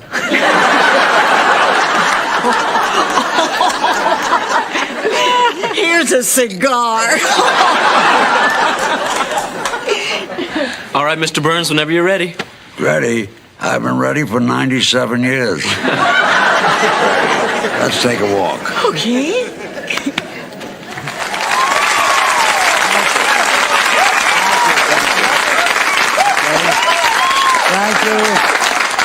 Thank you very much. And now for my last song, I'm going to sing a song that's going to make Rose happy. Morty, in Sam Newman's key. I love to call you Rose, dear, but roses fade away. Roses die when winter time appears. And I love to call you Daisy, but daisies always tell what sweethearts like to whisper in your ear. I'd love to call you honey, but honey runs away. I much prefer a name like Klingenbein. And if I called you Buttercup, the dandelions would eat you up. So I'll buy a ring and change your name, and change your name, and buy a ring. Oh, I'll change it, and I'll buy it, and I'll buy it, and I'll change it. I'll buy a ring and change your name to mine.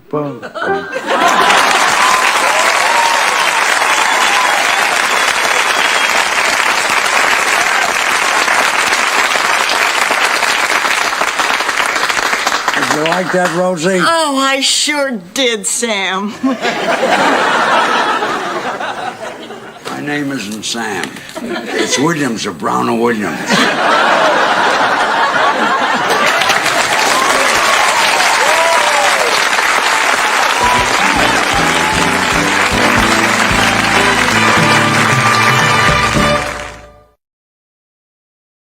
George Burns. George Burns. All right. Mr. George Burns. And now, the comedy stylings of Mr. Corny Castillos. Get him, killer.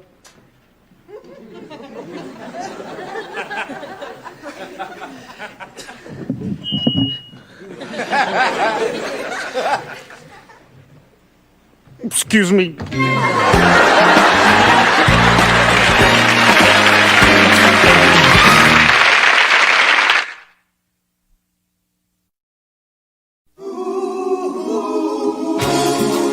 Thank you for being a friend. Traveling down the road and back again. Your heart is true. You're a pal and a confidant. And if you threw a party, invited everyone you knew, you would see the biggest gift would be for me. And the card and text would say, thank you for being a friend. Thank you for being a friend. Thank you for being a friend. Thank you for being a friend.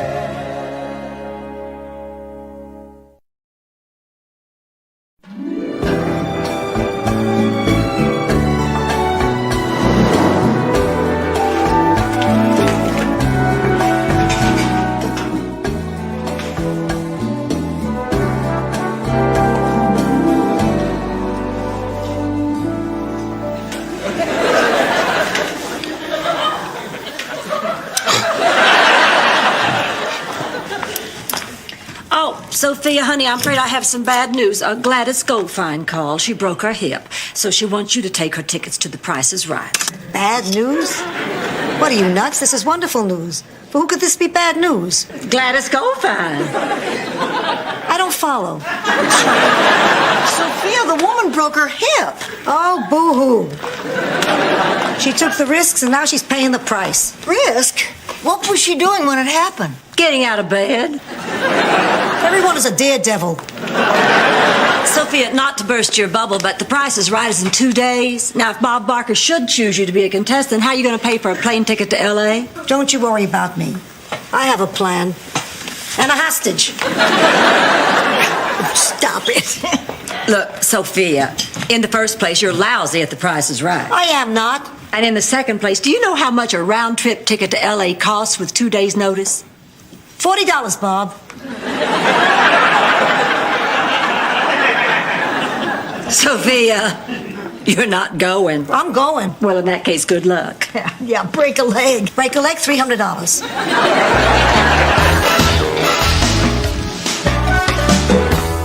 Hey, Ron. Oh, your mom's looking for you, man.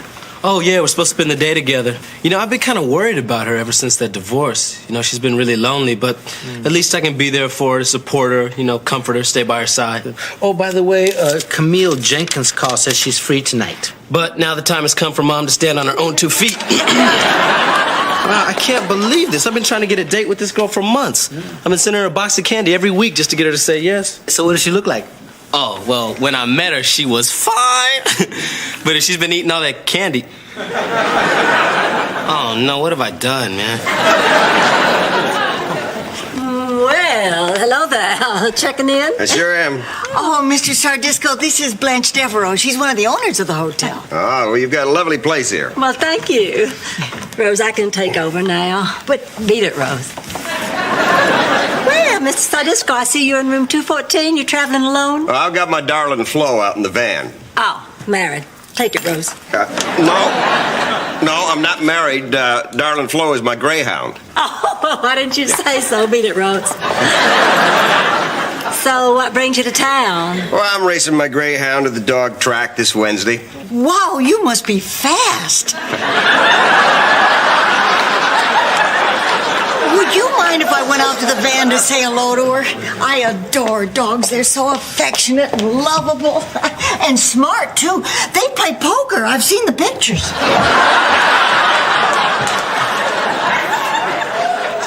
Well, I haven't been to the greyhound races in a while, but if your dog is half as good looking as you are, maybe I'll just take myself out to that track on Wednesday and place a little wager. Hey, what do you think the odds are going to be on this dog? Well, she had a little trouble the last couple of times out, but she's been training well, so I guess about 6 to 1. Sounds like a plane ticket to me, Sophia Petrillo. Come on down. Now, hold it. Just because I think she's a winner, you got to remember there's no such thing as a sure thing. You want to bet?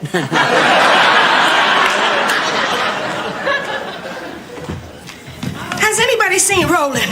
Oh, hey, Mom.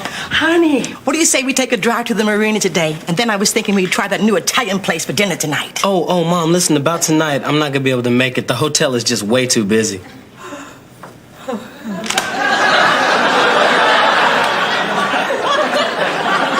I understand, baby. You got work to do. Yeah. I'll just stay in my room and catch up on my reading. I don't work too hard around here tonight. I'll try not to, Mom. Roland, Yeah. have fun with Camille. You knew? Honey, I arranged it. And it wasn't easy. I had to send her candy every day of the week. But don't worry, I told her it was from you. It's not what I'm worried about, Mom.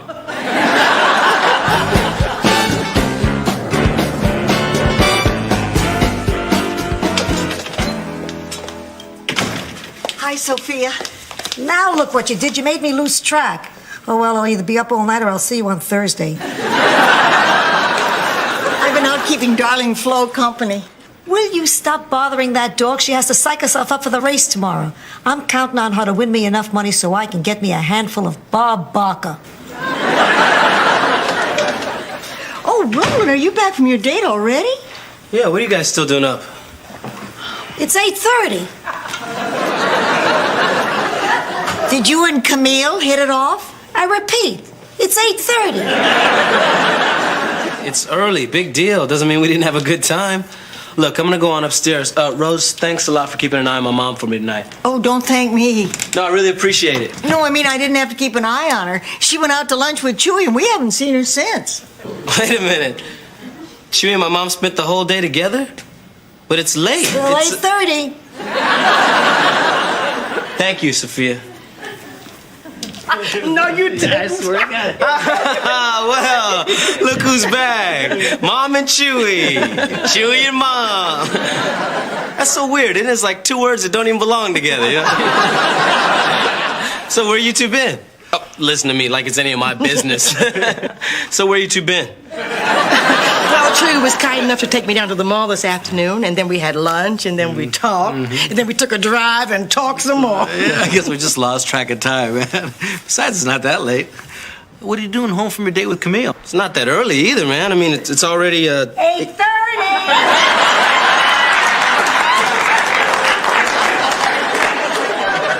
What are you doing here, honey? Didn't you have a good time with Camille? Oh, yeah, she was great, but by the end of the date, she had this real nasty thing on her arm. What? Another guy. But hey, the good news is I'm free tomorrow, so I can spend the day with you. Oh, Chewy and I going to brunch tomorrow. Yeah. We found this adorable place on the beach that makes blueberry pancakes. Well, why don't you stay here and have pancakes? Kid, I hate the pancakes here. Why? Because I have to make them. Well, okay, you two go ahead and have a good time. I'll just stay here and have some Pop-Tarts. Pop-Tarts, $1.49, Bob.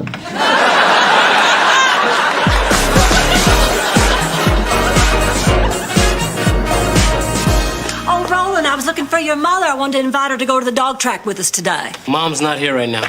She and Chewy went to brunch. Oh, well, that's nice. What's that supposed to mean? It's not like they're dating. They just went out to brunch together, that's all. I mean, can't two people go eat a lousy pancake without you thinking that they're dating? Because they're not dating. They're not. Why didn't you tell me Chewy and Roland's mother were dating? Oh, here's my baby. Oh, and here's my baby. Charlie, thank you for a wonderful evening. No, I want to thank you. You know, you go around from town to town with a dog, you forget how to talk to people. Oh. And I just wanted to say, you know, you're a good girl. You're a good girl.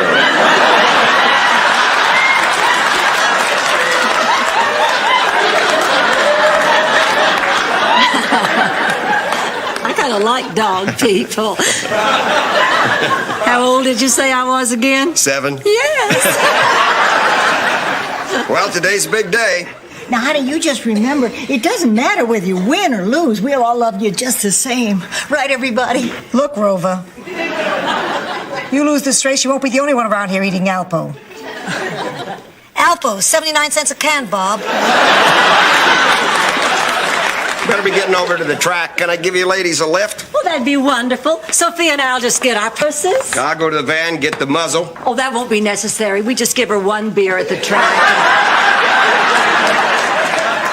Oh, you're talking about your dog. Now, I know you'll do your best, but if by any chance you should lose, remember there's always next time. And I'm afraid if she loses, there won't be a next time for this little girl. What do you mean? Well, you only get so many chances when you're a racing dog. If she doesn't come into the money today, I'll have to put her down. Well, I don't think insulting her is going to help. You know, Mrs. Nyland, by putting a dog down, I mean putting her to sleep. What? But she's still so young and healthy. Well, that doesn't have anything to do with it. I mean, a greyhound loses 3 or 4 races, we don't really have a choice. Because you see, it's their winnings that pay for the kennel costs and the trainers and everything. Well, that still doesn't make it right. And I want nothing to do with it.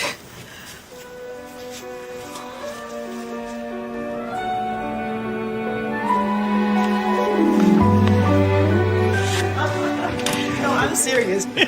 I think I gained 10 pounds this morning. Oh, get out of here. You got a great figure. Oh, you're too sweet.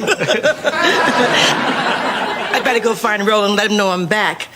And thanks for brunch. Hey. My pleasure. Oh, bye. All right, see you later. Hey, Ro, what's happening? Wow, that's cool, man. How do you get that big vein in your head to bulge out like that?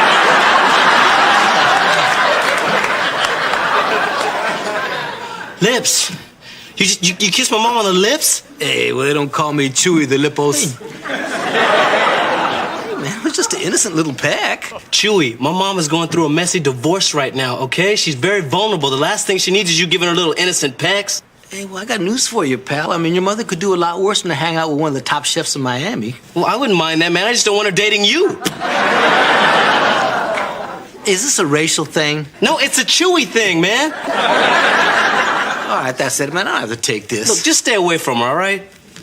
Yeah, I got a better idea. Why not just stay away from you? But I tell you what, if your mom and I ever do get married, you can kiss that father-son picnic goodbye.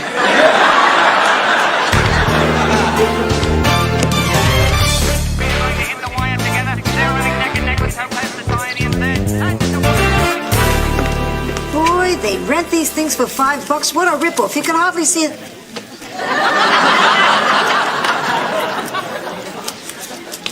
I'm just a walking joke to you, aren't I?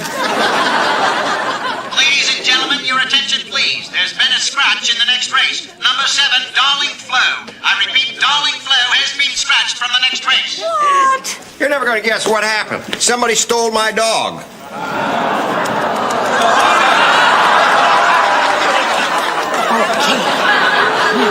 Sit, Spot. Sit. Now, from now on, you're a Dalmatian fire dog. Would you like a dog, Yummy? Here we go. Listen.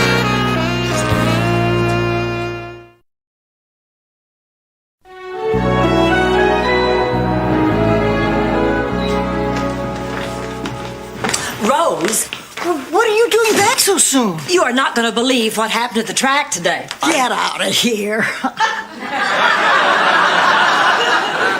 I didn't tell you what happened yet. Oh, I know. I was just talking to the devil. You were saying? Oh, somebody stole Mr. Sardisco's dog right before the race. You're kidding me. Oh. Hey, I love this No, stuff. Sophia, I wouldn't. Boy, this brings back memories. Of what? This is the same trail mix I used to service at Shady Pines. Woof, that's good. Hey, is Chewy in here? Haven't seen him. Good. Have you two had a little tiff? I'm a grown man. We don't have tiffs, all right? We had a fight, an out-and-out fight. Well, who threw the first punch? Well, we had a tiff. Rose, cheesecake. Oh, get over here and tell us what happened now, honey. What is it? Well, look, Chewy and my mother they're seeing each other. Yeah, well, that's great. But wait a minute. If Chewy should marry your mom, that would make you A convicted killer. Oh, Roland, I think I know why you're upset, honey. See, no matter how old we are, it's very difficult for us to think of our parents as sexual beings. You know, I think Blanche has a very... Oh, my God, no, not my parents. Not my parents. No. Easy, not your parents. I'm sure that after you, they didn't want to take that chance again.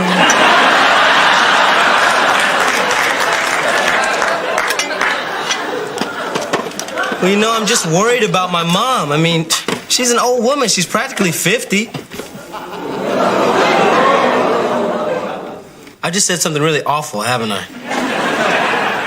Look, Roland, your mother's life didn't end just because her marriage did. You ought to be glad she's out there living instead of just sitting watching it pass by. Yeah, but why Chewy? Well, so she's seeing Chewy.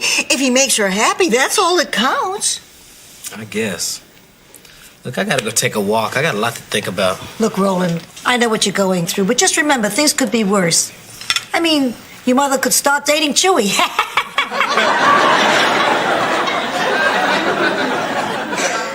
I drifted during the conversation, didn't I?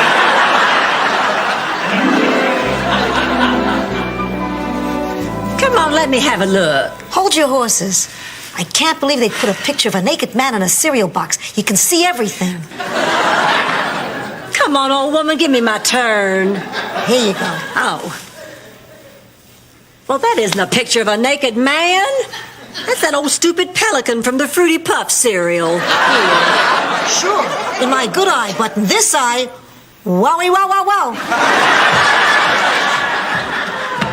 Blanche? Hey, did you find out who stole your dog? Yeah, I sure did. She's sitting right here. I have no idea what you're talking about. Oh, cut the dumb act. Believe me, it's no act. Look, now, don't deny it. You knew what had happened to that dog if it lost. And one of the trainers said they saw a blonde sneaking around the training room. Believe me, she's no blonde. Charlie, now look here. If Rose says she didn't take your dog, then she didn't take your dog, and I would bet my reputation on it. Oh, well, no big loss. Oh, look! It's Spot, the dieting fire dog.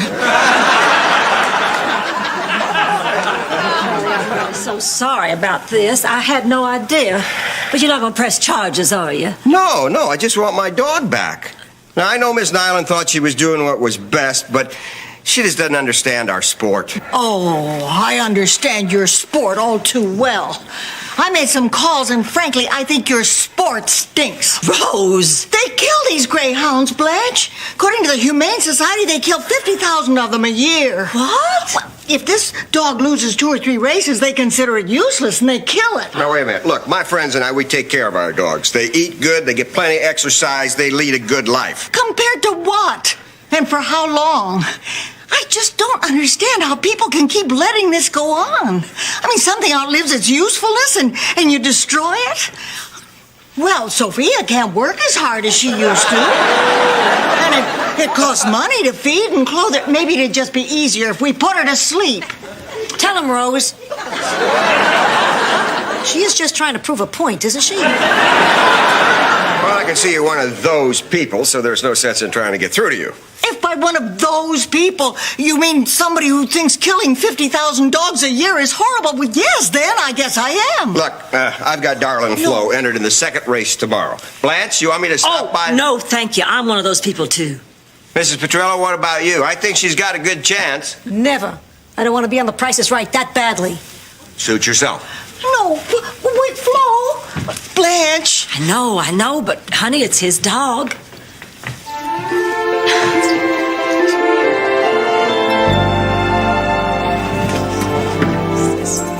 Oh, hey, I'm glad you guys are back. Hey, Chew, you still mad at me, man? He's not the only one. He told me what you said earlier. Roland, what is your problem? I'm sorry, Mom, okay? I was just being overprotective. Look, Chewy, it's not you, man. It's any guy.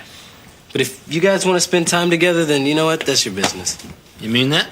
Look, you guys spent the whole day together. I'm not freaking out now, am I? So where'd you guys go anyway? The beach? Can I tell him? Yeah, sure. We went to the Mecca Hotel. What? I'm at some sleazy hotel. Roland, he took me to support group. Divorce support group. Let him go. Divorce support group. Divorce support group. I'm sorry. See, that's how you get that big vein to bulge out in your head like that. Crazy, man. Look, I'm sorry. I just heard the word hotel and I thought that you two, you know. You thought I'd be attracted to Chewy? Me and Chewy? Chewy.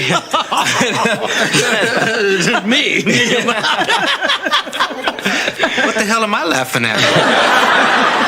Man, why didn't you tell me you were going to a divorce support group? Well, because you teased me and gave me a hard time about it. Oh, come, I think it's great that you and a bunch of crybabies are getting together on a regular basis. Roland, some of those groups do very good work. You're right. I'm sorry, man. I was just joking. And, Mom, I'm sorry, too, but I just can't deal with you dating yet. Come here, baby. Listen to me. I can't deal with me dating yet. But, honey, when the time comes, I can take care of myself, okay? I'm a big girl. All right. Guess I'll just have to make a real effort to adjust to this. Okay. Hello there. Hello. I'd like a room, please. You're not my daddy. I'll never call you daddy.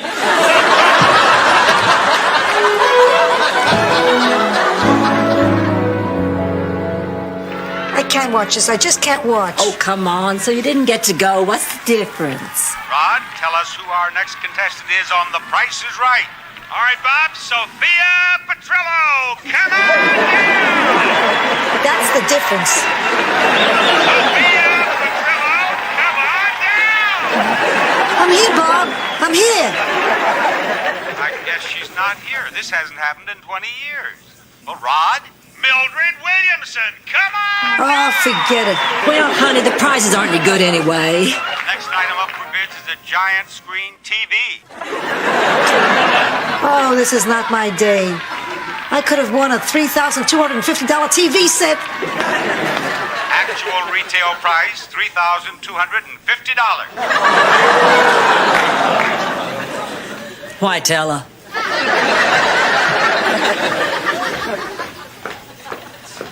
How did Darling Flo do? Ran a good race. How did she do? Came in 5th. So, where is she now? Out in the van. Mr. Sardisco, I'd like to take her. What? You're gonna have a dog running around the hotel? Oh, I only wish I could, but there's no room here for her to run or play. No, so what are you gonna do with her? Well, I called around, and there's this National Greyhound Adoption Program. They help you find homes for retired greyhounds. So I'll just keep her till I find someone. If it were only that easy. Don't you see there just aren't enough homes to go around? That's why we have to put so many of them to sleep. Well, that's no solution. I mean, if you can't find homes for them, then maybe you people shouldn't breed so many puppies in the first place. And you should let other people know what wonderful pets these dogs make, so we could find more homes. Do you understand? You take the dog. Okay. Oh, and one more thing. See what you can do about those rental binoculars at the track. Honestly, $5 and all they do is make everything look smaller.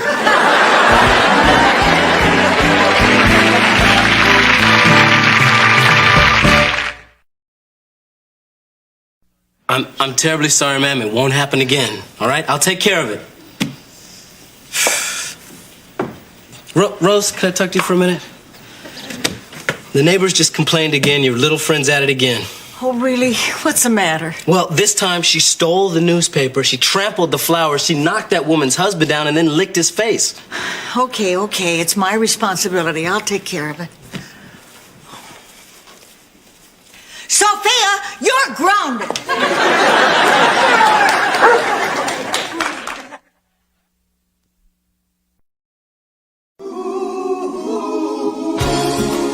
Thank you for being a friend.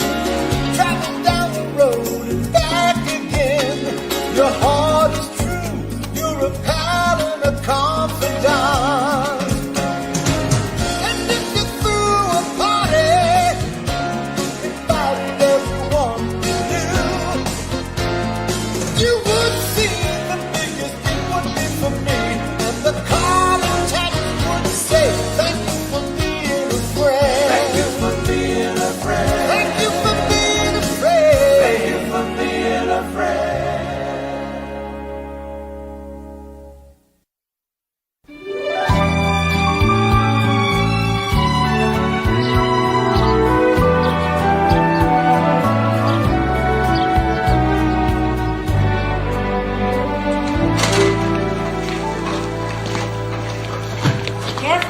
Careful, you gorilla.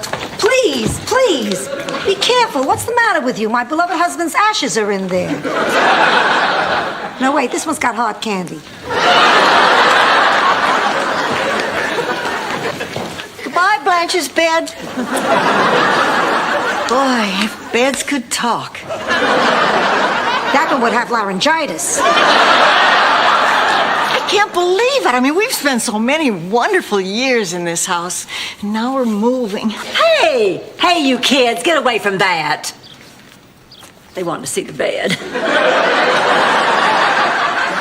Nights it has known, the loves it has seen. There have been so many doctors, lawyers. Indian chiefs. What? You know, doctor, lawyer, Indian chief, rich man, poor man, beggar man, thief. Actually, not an Indian chief, but an Indian rights activist. And rich men, oh yeah. Poor men, unfortunately. Beggars. I had them all begging. I can't. I can't. I just can't do it. No, please. Put that back. No, Rose, honey, no, honey. Blanche, no. I mean, this house is my whole life. Everything I have, everything. Here, To buy a hotel? Yeah, come on. Oh, no, I can't. I have nothing else. I mean, I could end up on the street. I can't breathe. I can't get a breath. Sophia, give me a paper bag, quick. What, am I the A&P? Do I have paper bags? That one. Give me that one right there. All right. Now, Rose, I just want you to breathe deeply. Exhale fully. Exhale fully. You're hyperventilating, that's all. I learned this from a psychiatrist who used to hyperventilate in bed. Is that better? I can breathe now. Okay. Can I have a milk dud? There's some in that bag. Rose, now you listen to me. You're just being hysterical and irrational. You're not throwing away your life. You're just changing it. See if there's a toffee in there. You're going to be moving into a lovely place that will run itself. No toffee. She must have inhaled it. But it's a hotel. We don't know how to run a hotel. Well, of course we do, honey. What do you think this place was? A big old house? People coming and going? In your room. I just don't think I can leave. Trust me, honey. You're leaving.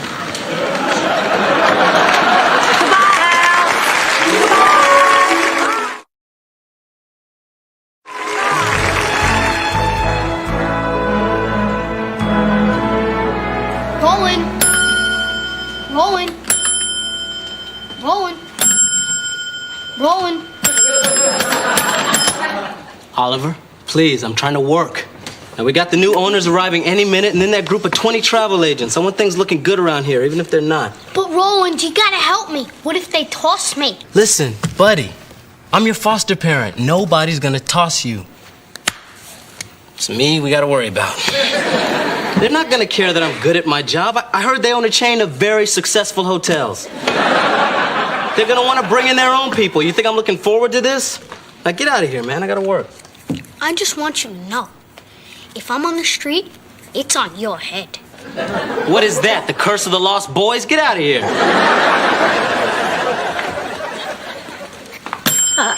We're here. Well, I'm terribly sorry, ladies. I can only offer you one night. I've got a convention coming in tomorrow. Do you have any idea who we are? The Pointer Sisters. I don't care. I've only got one night. We are the new owners. Of what? This place. And welcome.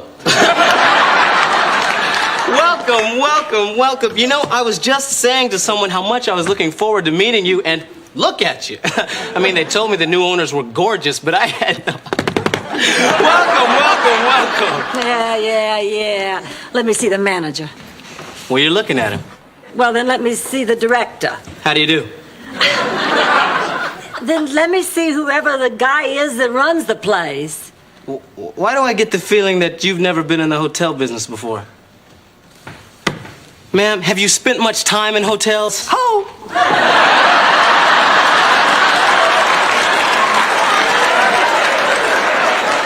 Look, you got any experience? Well, how hard can it be? We've run a house. Oh, for 42 people who want their sheets changed every day. Look, we've got 20 travel agents coming in here tomorrow. They can make or break this place. But what am I worried about? I mean, you've had a truly unique experience. You've run a house. Reception. Mr. Sinclair, you still haven't got those towels yet? Well, I'm surprised. I sent somebody up there 10 minutes ago. Yes, a rather charming young black man. Well, why don't you give him another 30 seconds? All right. Mr. Sinclair. Excuse me.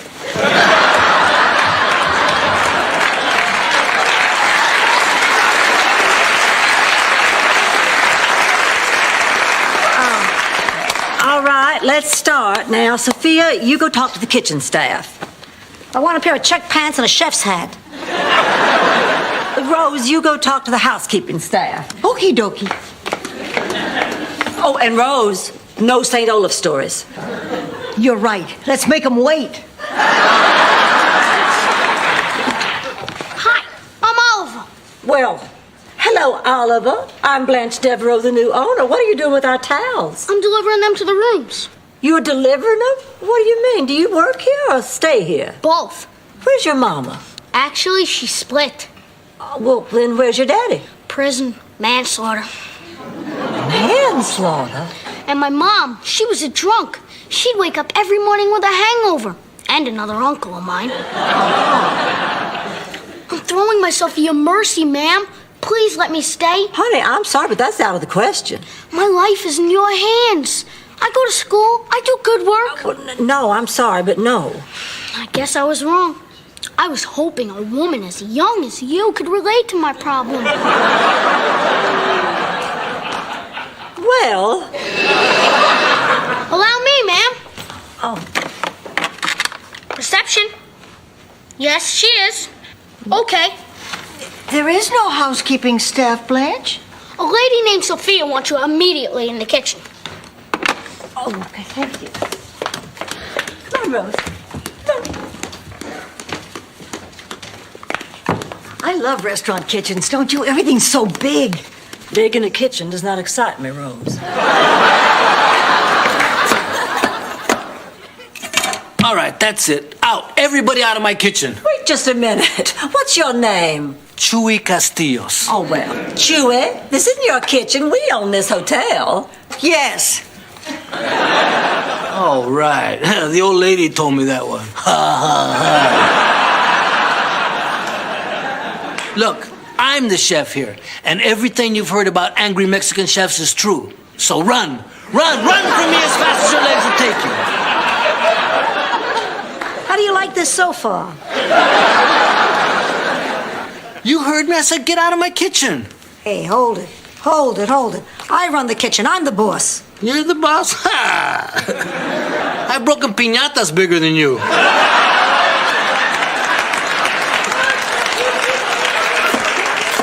Listen, I'm the boss here. Ask Roland, the manager. He made promises to me. And when one man makes another man promises, well, it can go one of two ways. But the thing is, I've been here over a month and I've been building up the business. I make some of the finest Mexican dishes around. Forget it. From now on, we cook Italian. The only way you're making a pizza in here is if you put beans and jalapenos on top and call it nachos.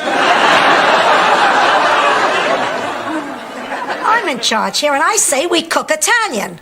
And I say I quit. Wait. I don't have to cook Italian.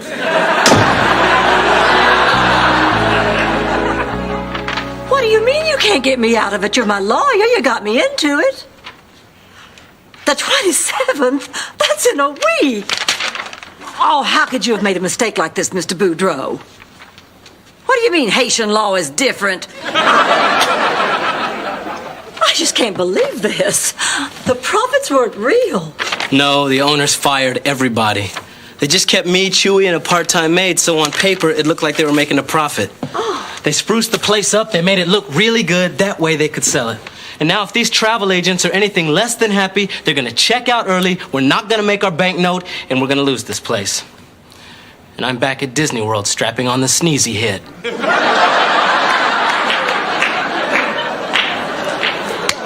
God, now I have to go and break the news to the girls. Oh. They told us you were very successful. They said you were part of a chain. Honey, the only kind of chain I was ever a part of, I ain't gonna tell you about.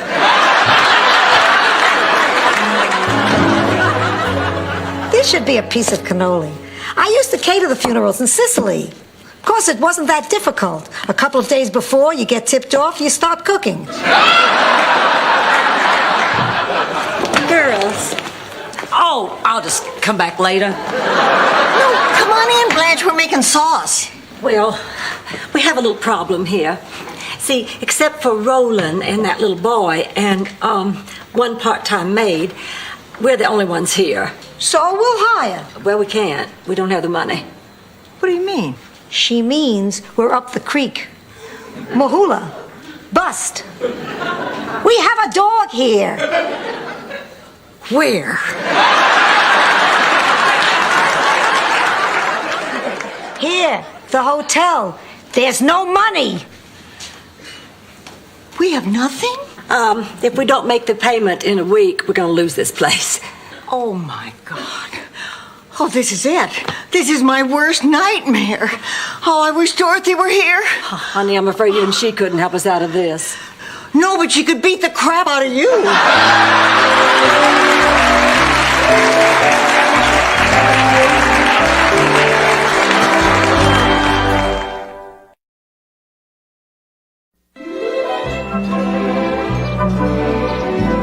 You said, let's buy a hotel, girls. Run a little in. But guests will come from miles around. We'll never be lonely. We'll be rich. We'll be happy. We'll be featured in Travel and Leisure. Now listen here. We did this together. How could you do this to us? I didn't do it. We all did it. Now look, I know you're a little angry, but we have no choice. We have to make this work. It's the only chance we have, don't you understand? See, if we can just somehow get through this week, why, we can pay that note and we can get those travel agents to give us recommendations. But we have no employees. Then we'll just have to do all the work, won't we? We're too old. We're too old to work that hard. Oh, I hate you for this, Blanche. I just hate you. Me too, Rose, but we're too old to lose everything, so let's get to work. There, that's the spirit. Oh, you'll see. We'll all band together. We'll be just like the Three Musketeers. By the end of this week, you're going to say, thank God for Blanche Devereaux. This was her wonderful idea. Blanche Devereaux delivered us into this land of glory. Maybe we don't need Dorothy.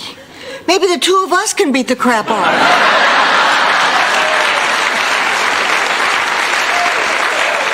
Listen, man, I've been carrying you for more than a month now. I mean, what can I do? Is something a problem here? Hello, I'm the new owner, Blanche Devereaux, and you must be... Oh, my God, don't tell me. Wait a minute. I know. I've seen you a million times on television. I'm just dying. Well, this is the pool man, Brad. Brad? Oh, my goodness, I love that name, Brad. Oh, well, Brad, do you service the pool yourself? Oh, yes, ma'am. You mean I'd be seeing you every week? Yes, ma'am. Oh, I'm so glad. Lying tramp.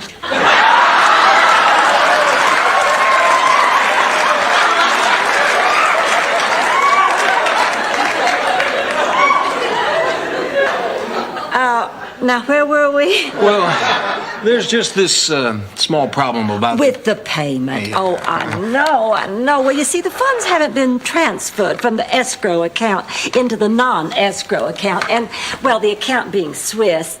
Well, you're a pool man. You probably know all about international banking. Well, just a little bit. Slut.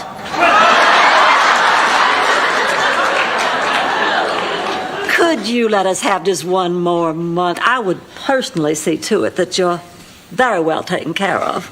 Well, guess another month wouldn't hurt. Depends on how rough you are, darling.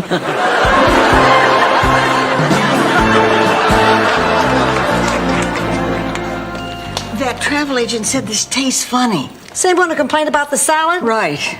I've served 41 dinners tonight. No one else has complained. Give me that. If he didn't like this lamb chop, maybe he'll like this one.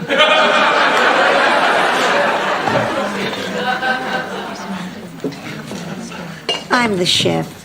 I cannot tell you how embarrassed I am that our new waitress served you that lamb chop. I'm so very, very sorry.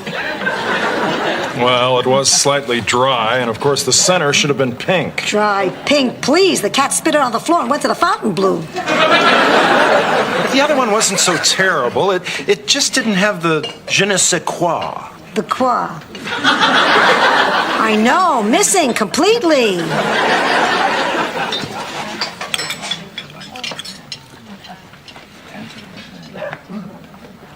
Now this is good. This is a lamb chop. Okay, from now on, when they seat you, you tell them that Sophia the chef takes care of you. Okay. Now, you are a lovely lady and a splendid chef. And you are a yutz. Good night. Sleep well.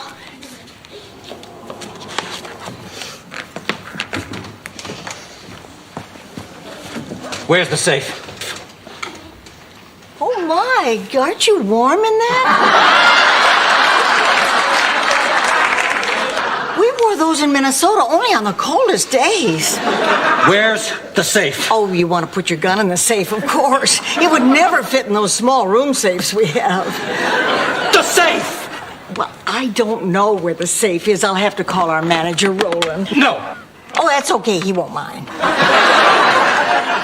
Roland, I'm sorry to wake you, but we have a guest here who wants to put something in the safe, and I don't know where the safe is, silly me. Oh, okay. Thanks so much. It'll just be a few minutes. Could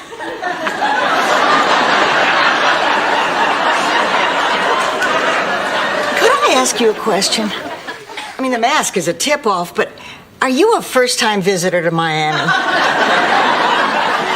What about the safe? Oh, Roland's on his way down. Where are you going? The Carlton.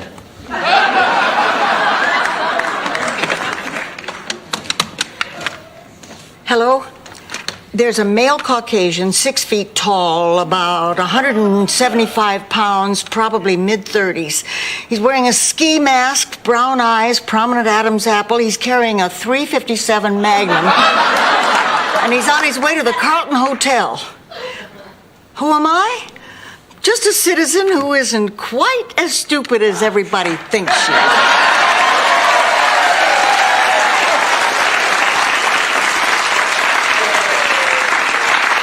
Oh, I'm sorry. This is 411.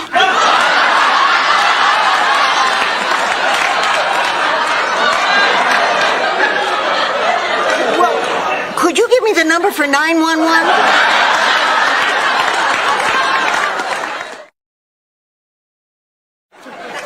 25 dinners in 3 hours. I need help. I'm back. Dorothy?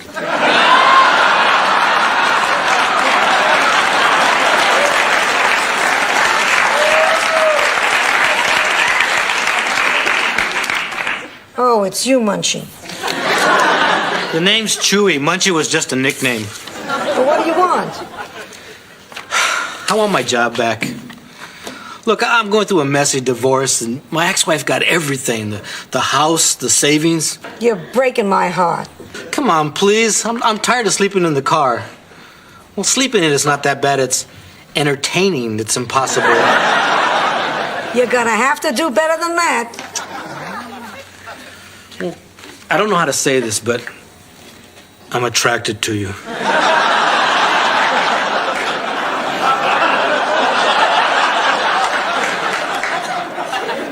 You're in.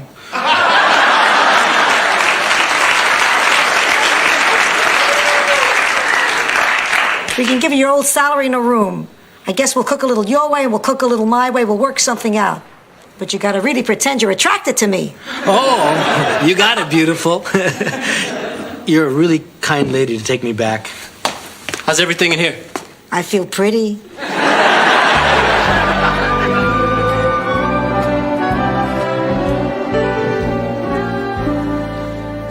Oh, God, I'm bushed.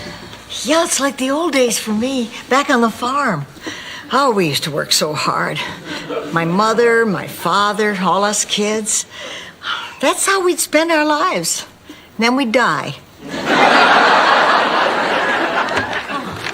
Girls, we did it. We paid the debt. We have another month. And we have enough to hire more help. And most of those travel agents said they'd gladly recommend this place. We did it.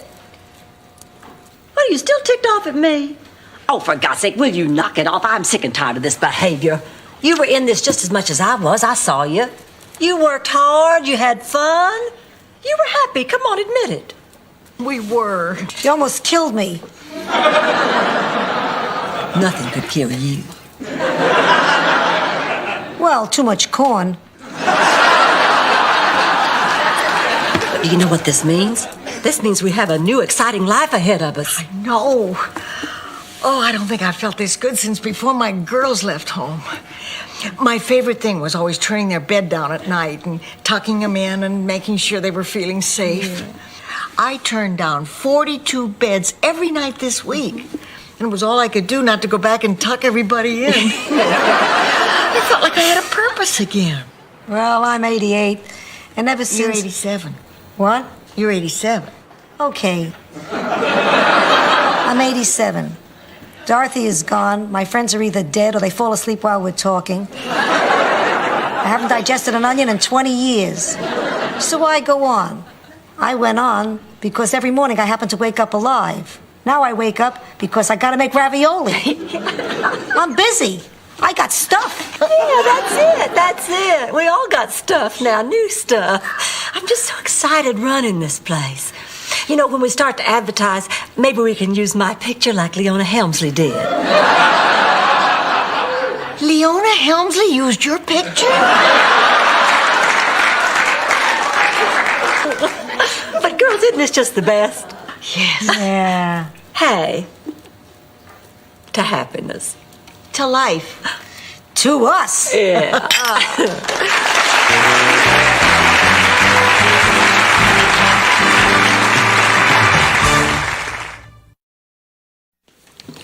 Okay, now how does this thing work again? Well, traditionally, we all just sit here, eat cheesecake, and bare our souls. And sometimes I tell a story about my hometown, St. Olaf. St. Olaf. Sounds fascinating. Tell us about it. Rookies.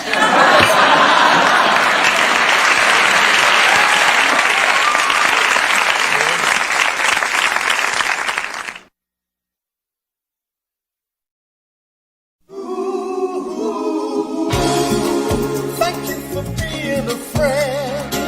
Traveling down the road and back again. Your heart is true. You're a pal and a confidant. And if you threw a party, invited everyone you knew, you would see the biggest it would be for me. And the card and text would say, thank you for being a friend. Thank you for being a friend. Thank you for being a friend. Thank you for being a friend.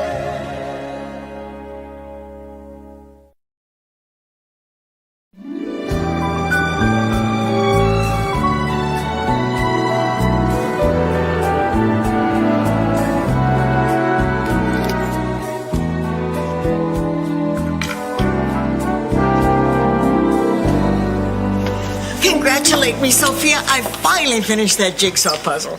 Big deal. It took you 6 months. On the box, it said 2 to 4 years.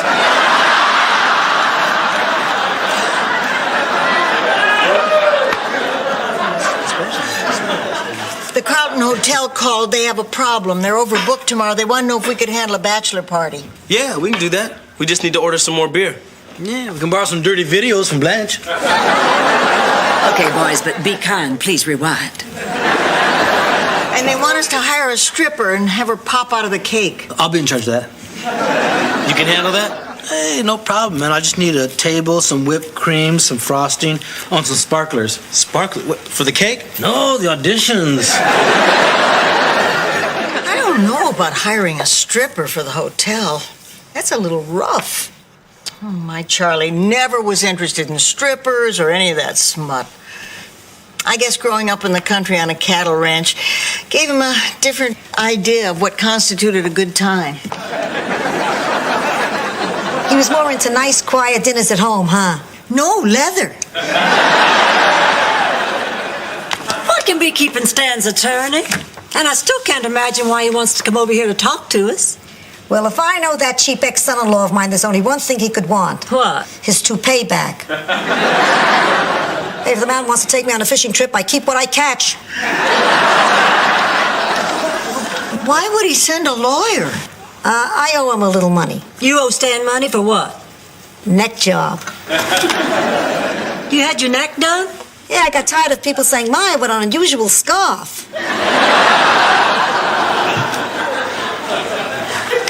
Now, look, when Stan's attorney gets here, I'll do the talking.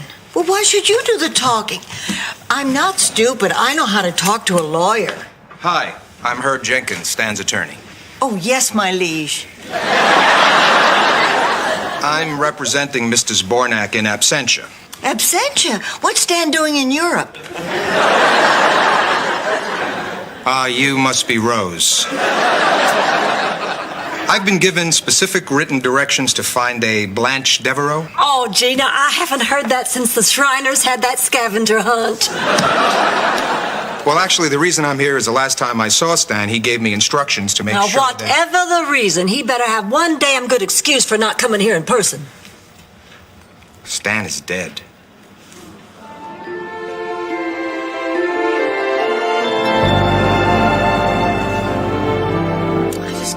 Can't believe Stan is dead. Of a young man like that in the prime of his life. Yeah. Have you ever noticed how as we get older, the prime keeps moving back? I know.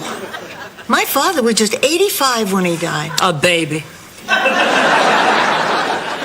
I still remember his last words. Oh, honey, what were they? Okay, for the last time, no more screwing around, Rose. Get this thing off me.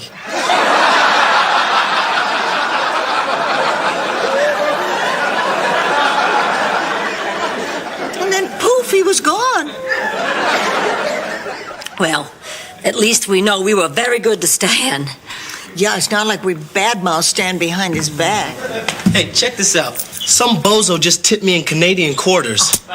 Man, dude pulled a real Stan on me. So, how are we gonna tell Sophia? We'll break it to her gently tonight just before we put her to bed. Guess who I just ran into? Not Stan, he's dead.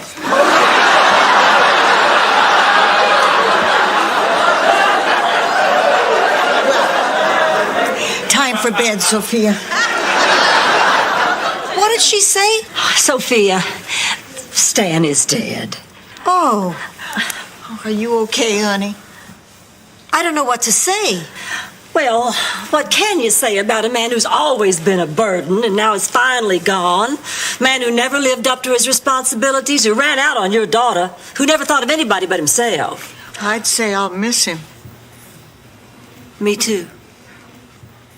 I guess as much as the two of us are going to miss him, you'll miss him even more, Sophia. Well, he was part of my family for over 40 years. So, how did it happen? Well, apparently he died while making love. Oh, poor Stan. There's nothing worse than dying alone.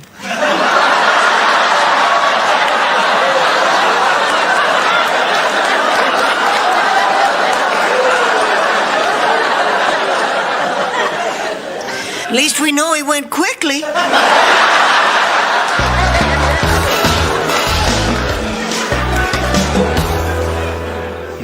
Okay, thank you very much. I'll see you then. The stripper is all set. And I got a great deal. How much? 100% off.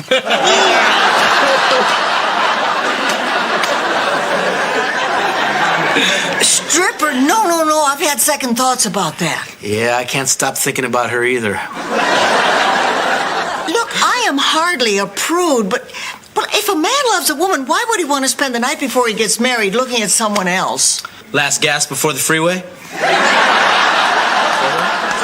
Well, I think it's wrong. Oh, come on, Rose. Everybody needs a little fantasy now and then to help them get through the day.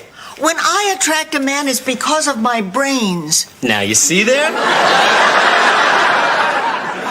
Look, Rose, I understand your concerns, but this is a male ritual that's been going on forever. It's not an exploitation of women. Yeah, I mean, what about if I took my clothes off for a bunch of screaming women? What would you call that? Pee-wee's Big Adventure. Don't run. It's going to be worse if you run.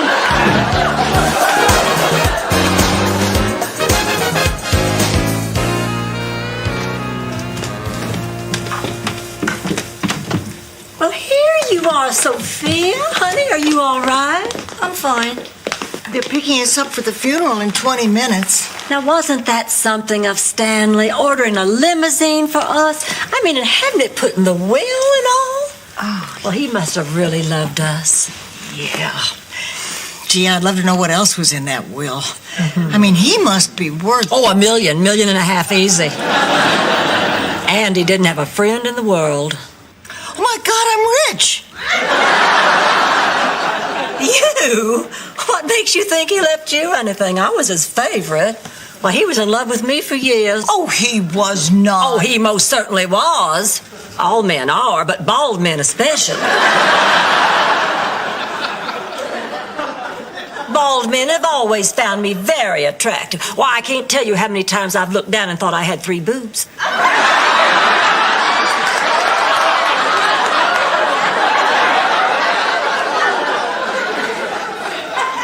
right, you two, that's enough. We're talking about a man who died here. Sophia's right. I don't care about Stan's will. I just wish he was still here to talk to. Yeah, me too. Well, we better be on our way. Yeah. You coming, Sophia? Give me a minute. All right, we'll be waiting for you, hon. Okay, Lord, this is the deal. Please let Stanley into heaven. Yeah, I know it'll ruin it for everyone else. But the truth is, he deserves it. He's always done his best. Hi, it's me, Stan. Not now, Yutz, I'm praying.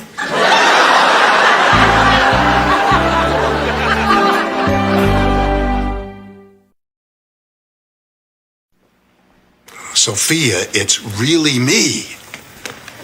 Oh, Stan! Hold it. You're not haunting me, are you?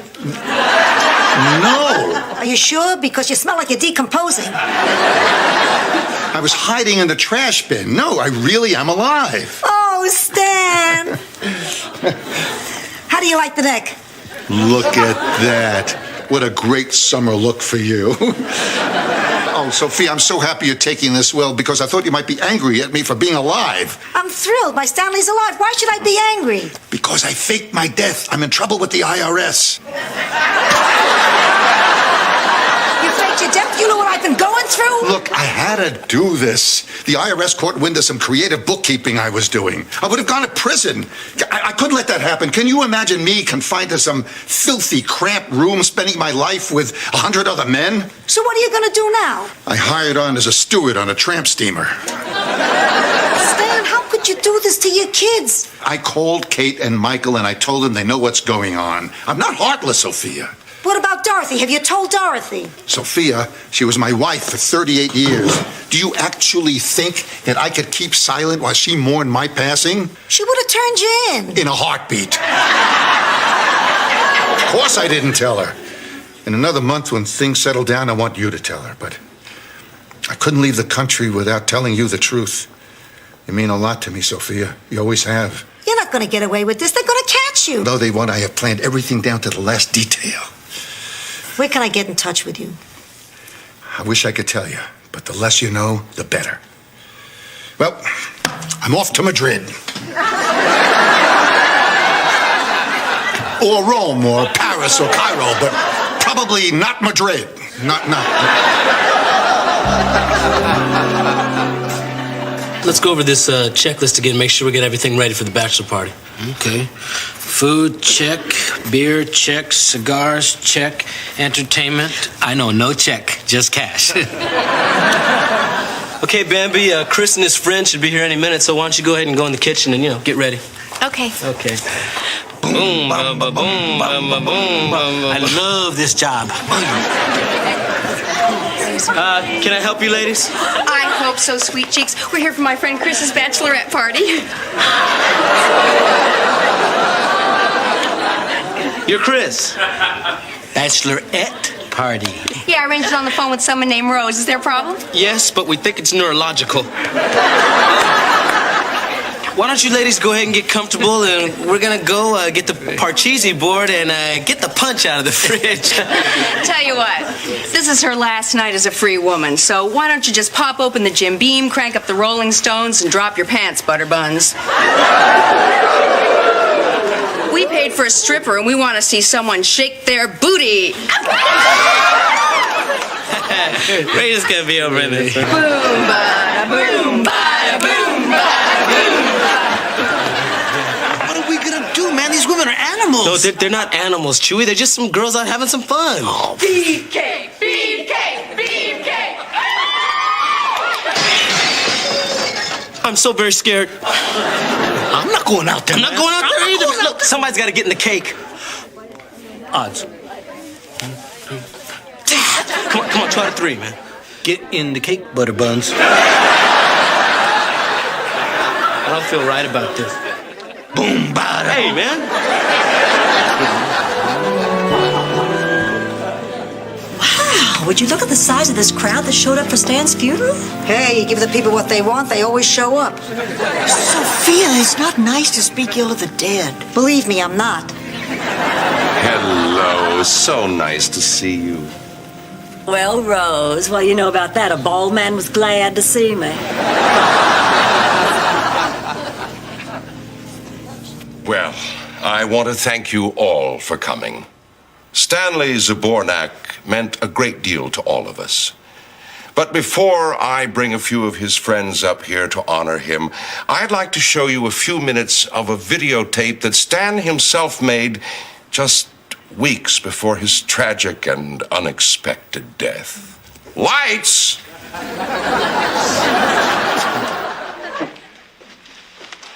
Hi, it's me, Ghost Stan.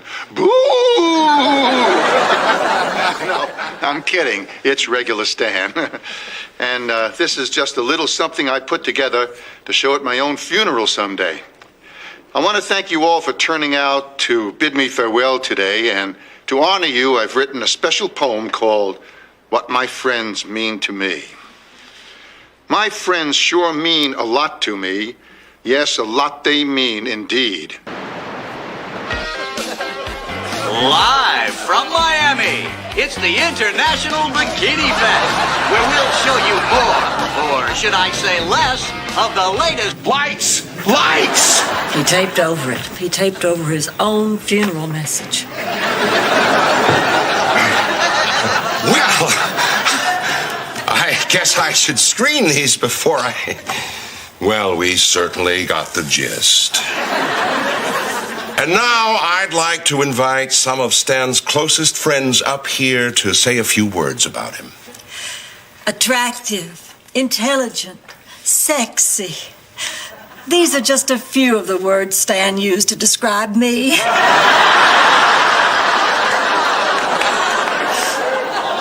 But Stan was a very important part of my life, as he was to all our lives.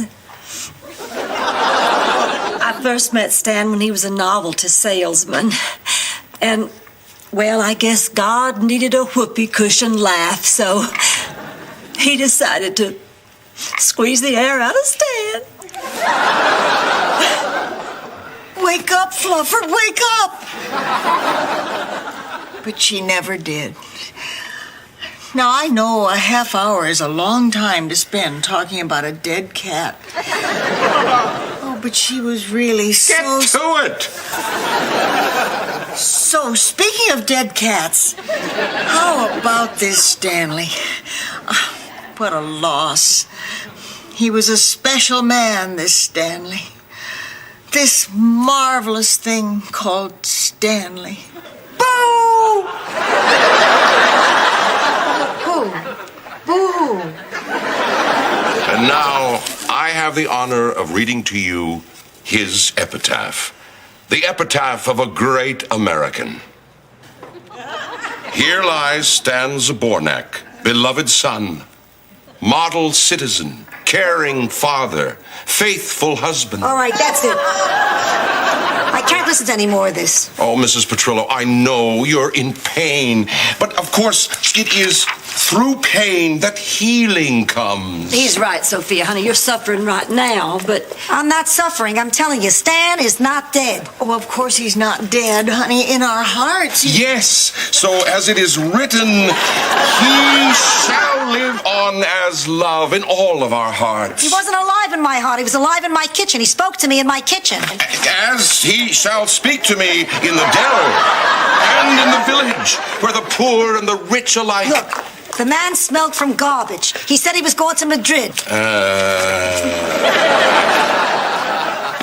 Yea, though the elderly may become feeble and their minds might turn to custard. Let go of me. He's not dead. Sophia, He's get not in hold that of box. yourself. Open the box. Music! So, as a professional, how do you think he's doing? Well, his moves are pretty good. He's focused and he's connected to the audience. If he could just stop crying, I'd give him a 10. Oh, here comes his big finish. Ah, paper cut!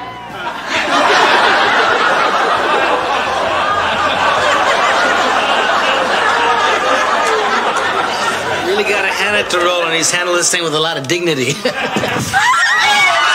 all right, the show's over. Topaz has left the building. Topaz? Yeah, man, they gave me a stage name. I feel so cheap. Come on, man. I thought you did great. Those women really got their money's worth. You saved the day, man. No, I feel horrible. It's awful, man. I mean, they acted like they'd never seen a man before. They were treating me just like I was a Piece of meat? Yeah. That's how I felt the first time I stripped at a bachelor party. But you get over it. How? Well, when I'm working, I just try to keep my mind on other things, like the crisis in the Middle East, or the economy, or nuclear proliferation. Of course, I don't smile a lot when I strip.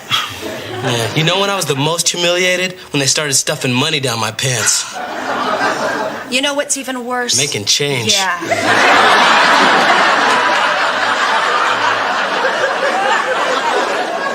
Hey, well, look on the bright side, Roland. I mean, this is the last time you'll ever be humiliated like this. Yeah, lucky me. Well, I guess I should be going. My taxi's probably here by now. Yeah. Hey, Bambi, why don't you let us walk you out? Yeah.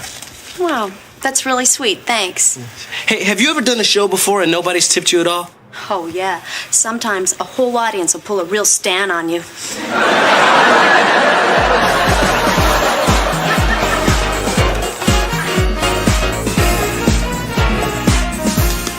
Boy, that was some scene Sophia made at the cemetery. I know, to throw herself on top of the coffin like that, screaming and yelling, and then to fall asleep there. Weird how that guy came out and measured her.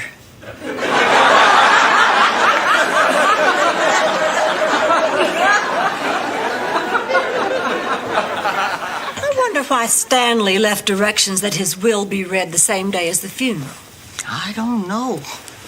Boy, he didn't leave us what we thought he would, did he? He didn't leave us anything. And how come he left all his money to some yahoo in Madrid? Who does he know in Madrid? Would you two stop it? The man's just pretending to be dead.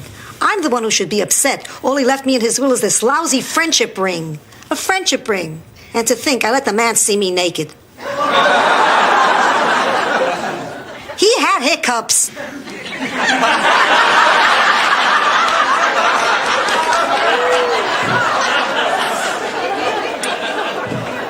Poor thing, she's really in denial. We better go talk to her. But let's give her a minute. Stan was like a son to her. She needs time to let go. Yeah.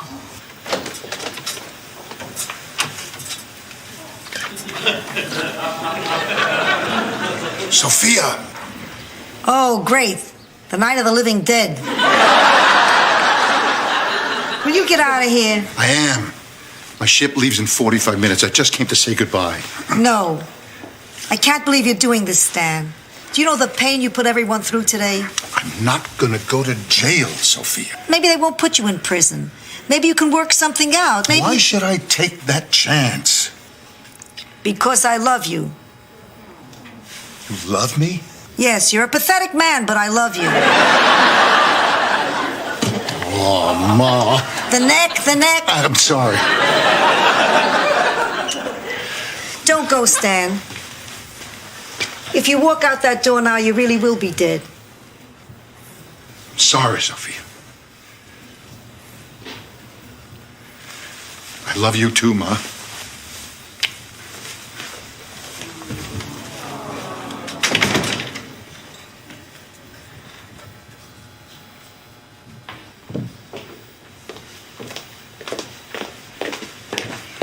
It's gonna be all right, sweetheart. It's okay. It's okay. You finally understand, don't you, honey? Stan is gone.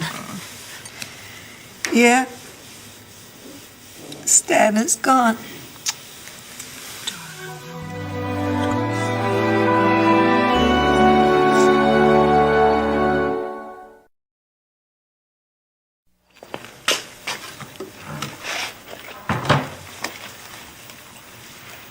Well, today, and to honor you, I've written a special poem called...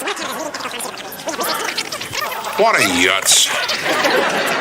Live from Miami, it's the International Bikini Fest.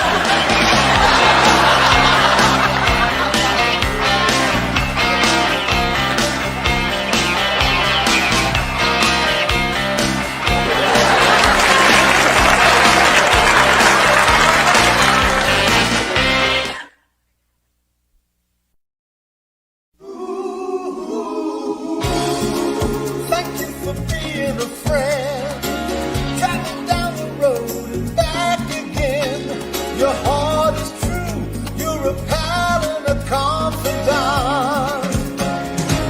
And if you threw a party, invited everyone you would see the biggest gift would be for me, and the card attached would say, thank you for being a friend. Thank you for being a friend. Thank you for being a friend. Thank you for being a friend.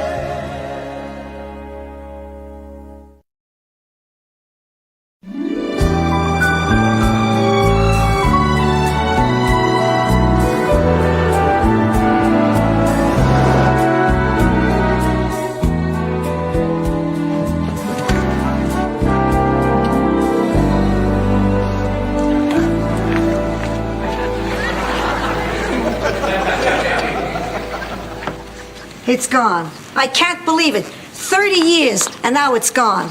Let me guess. Your short-term memory. My short-term memory? Please, my short-term memory. Who's the Mexican? Sophia, what's gone? My purse. My purse is gone. Stolen by some thug. All right. Now tell us what happened. I'll tell you what happened. The economy gets bad. The people get hungry. They resort to carjacking. Carjacking? Oh, yeah. I borrowed your car. So they stole my car? With my purse in it. The cops say they could be any place because I had a full tank of gas. You filled the tank? Oh, yeah. I borrowed your credit card. I can't believe this. I better call the insurance company. Yeah, we should do something about this. Hey, you know what? Maybe I should teach a self-defense seminar. I'm a blue belt in Taekwondo.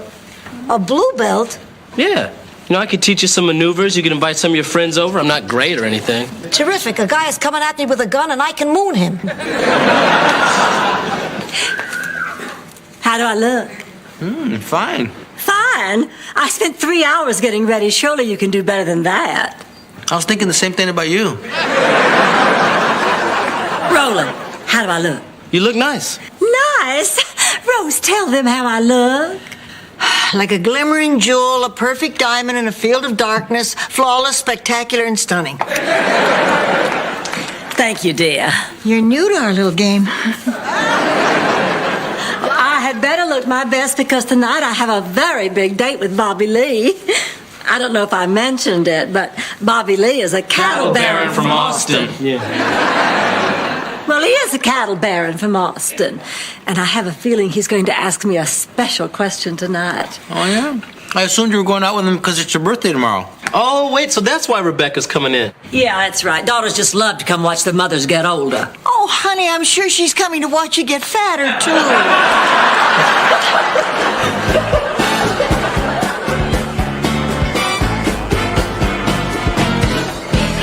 Well, I had a great time, as usual. Blanche, there's something I've been meaning to ask you. I'm 42 years old. Yeah, you mentioned that. So that means you were born in... Atlanta. Yeah, sit down for a minute, would you, darling? No, what I wanted to ask you is... Look, Blanche, I've been a bachelor too long. And shoot, you know, we laugh at all the same things. We have so much fun together and we understand each other. And I don't know, maybe it's time to settle down. I think maybe it is. So, I don't know how else to ask this. Blanche, I want you to be my wife. Oh, Bobby Lee. And bear my babies. I just don't know what to say. What? I want you to have my kids. Oh, my God. Now, believe me, I know I'm not a young man, and I know your biological clock is ticking. Tick-tock. So this is something I want to do right away. Well, Bobby Lee, there is something I have not been totally honest with you about. Well, it seems that I know you're not 42 years old, Blanche. I'm 46 years old. Blanche. All right, I'm even older than 46. Blanche, I don't care if you're 56. I'm not. I swear I'm not. Blanche, I'm not looking for a 30-year-old wife. I want to be with you. And what I'm talking about is not impossible. You know, I've been a cattle rancher all my life. And if there's something I know about, it is breeding. So let's just let those doctors do all the worrying. You just tell me that you want to have my children. Oh, I do, Bobby Lee Taggart. I do.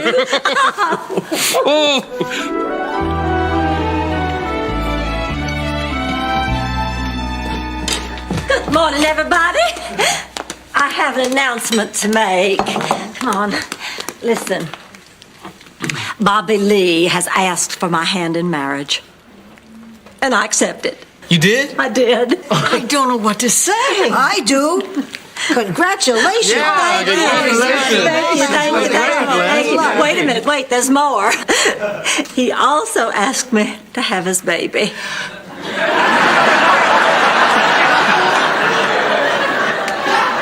And I said yes to that, too.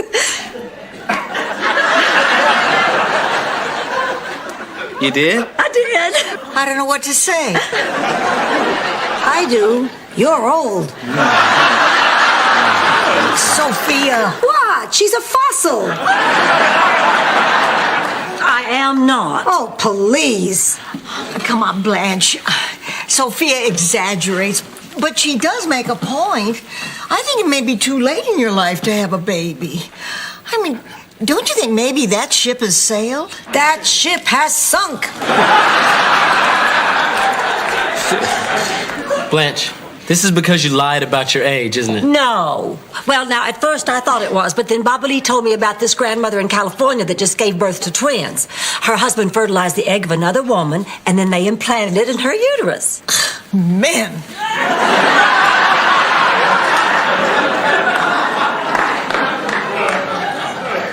Blanche, I don't know why you're doing this. I'll tell you why she's doing this. This is all because of her birthday.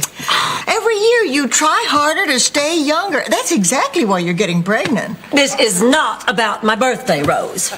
It is because I have met a man I really care about, and I owe it to him to try this. Yeah, but if you want to have a baby, Blanche, at least try to talk to him about adoption. Yeah, all right. I suppose that's something we could consider. Besides, where are you going to find an egg?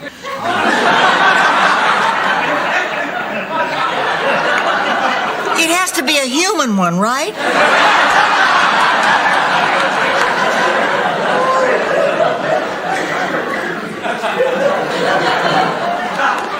No, Rose, I'm going to give birth to an 8-pound hamster. Oh, good luck trying to get that into a decent college.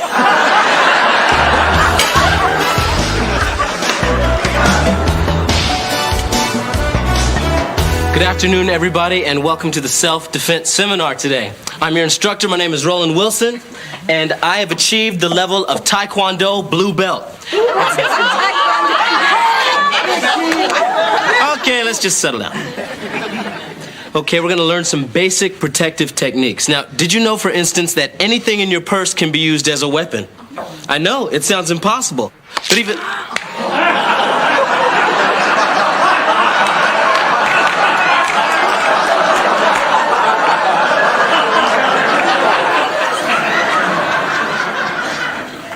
Okay, who threw the estrogen? Come on, tell me. We're not moving on until somebody tells me. Did you see who threw this, sir? I'm not a sir. Do yourself a favor. Okay, before we get started, let's get to know everybody. Ma'am, could you come up here? Yes. Okay, what's your name, ma'am? Sylvia. Sylvia. And why did you take this class? Well, my husband worries about me. I go on the bus, and he says it's too dangerous. My husband says that I'm frail and old and just asking for trouble. And what is your specific goal with this course? I'd like to put the bastard through a window.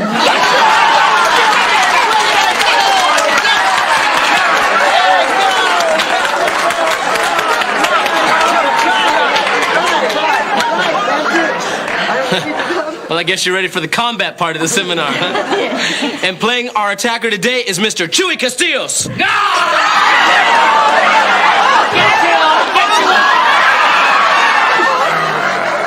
Now, Chewie exaggerates a little bit because a real attacker usually approaches more cautiously. They might ask you for the time or ask for directions. Now, there's 2 rules to remember. Number 1 is volume. Don't be afraid to make a lot of noise. And number 2, never stop walking. If you stop walking, you're going to be a victim. You'll all be my victims, all three of you! Just chill out, man. Okay, let's get started. We're gonna learn some basic techniques. Are your pads in place? Hey, relax. I'm the Michelin Man. I got everything covered but my shins.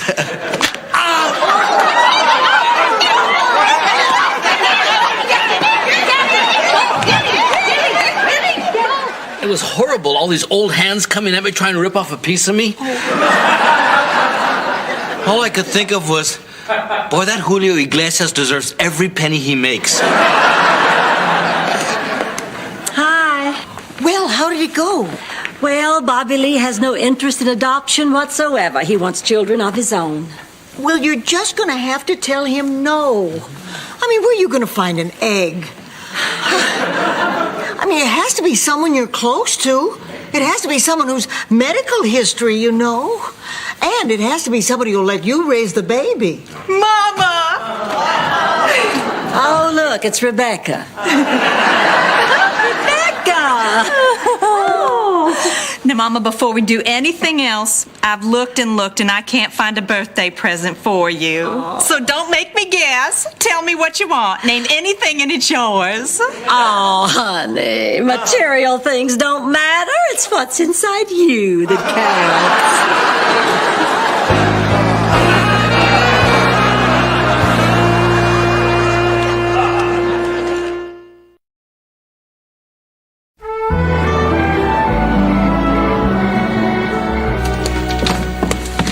Oh, good. I'm so glad you girls are still up. I need some advice. Don't wear puff sleeves. Makes you look like Babe Ruth in drag. Now get this. I asked Rebecca to help me have this baby. She said she needs to think about it. Can you believe her? Well, look, you can't get upset at Rebecca. I mean, this is a big thing. Maybe she doesn't have an egg to spare. Oh, please. The woman's an Easter bunny. No, she will turn me down because she thinks I ought to act my age. But damn it, I'm not old, and I don't feel old. You ought to feel under your neck.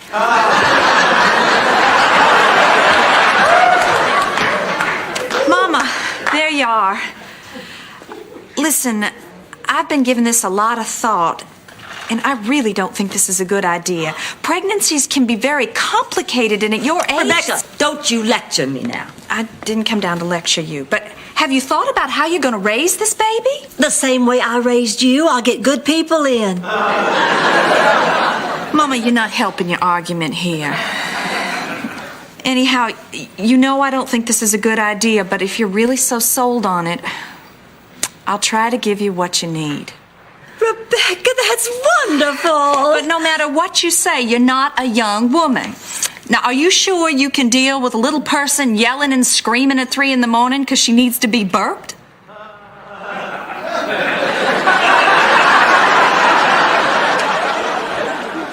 I only do that on sausage night.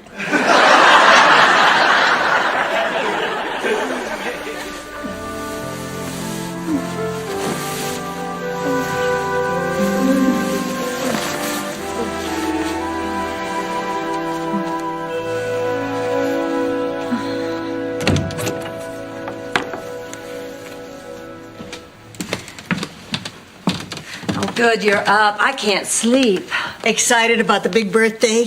Damn it, Rose, I told you not to talk about my birthday. I'm not talking about your birthday. I'm talking about Junior's birthday.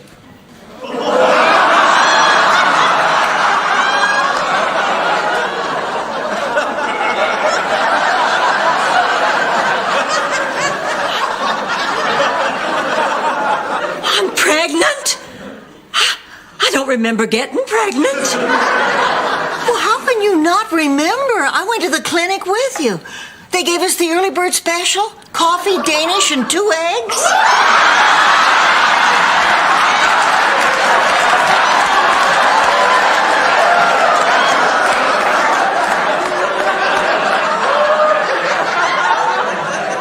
You got pregnant too? it was your idea. You said anybody could do it. I guess I forgot about all the other stuff. I mean, the morning sickness and the varicose veins and the craving.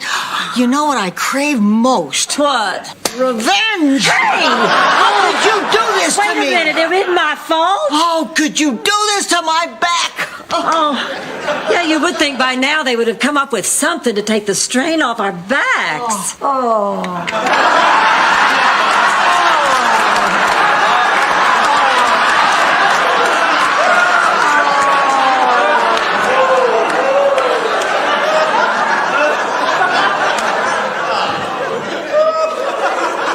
Sophia, how did you get pregnant? I shook hands with Warren Beatty. You took me to have an egg implanted. I did? Anyway, it must be nice having wheels. It's nice, but you know what would be better than wheels? Brakes! Brakes! Somebody stop me! Somebody stop me! Stop me! Somebody stop me! Here, get rid of that thing. Here, let's sit down. Let's sit down. Let's see. You got her? Wait a minute. I got her. I got her. I got her. Okay. Here we go. So, have you had the results of the ultrasound, Sophia? Yep, and there's good news. It's a boy. Oh. And he's 35. And he's a dentist. Hey, congratulations. Here, have a toothbrush. Boy, I tell you, this baby has me a little queasy. Me too. Whoop. Want to feel a kick? Sure. How could you do this to me now? Hey!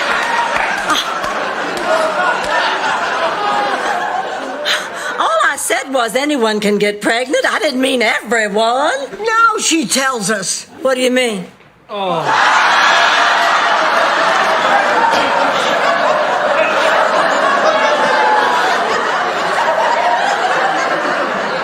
I am so ugly. No, you're not, Roland. Yes, I am. I'm fat and I'm ugly. I hate myself. I hate my face. I hate my body. But what I hate most are these damn mood swings. Blanche didn't tell you about that. And she also didn't tell you you're going to have to give up sleeping on your stomach. I'd give anything to sleep on my stomach. Well, that's not my fault. It's not like there's anywhere else you can carry a baby. I mean, is there?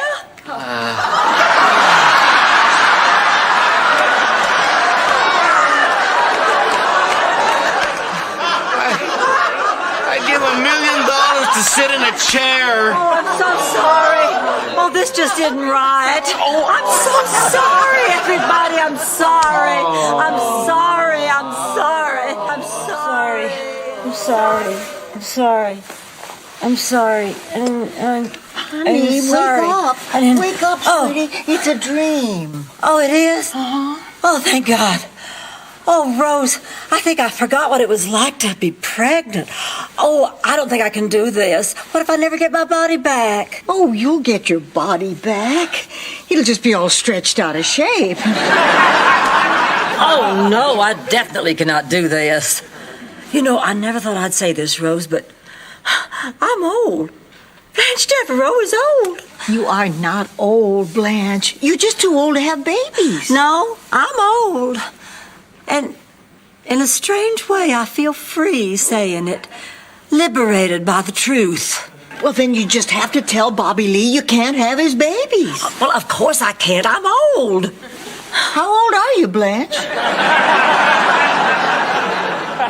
Old enough to know that you can't measure age in years. You measure it by the number of friends you have. How many friends do you have?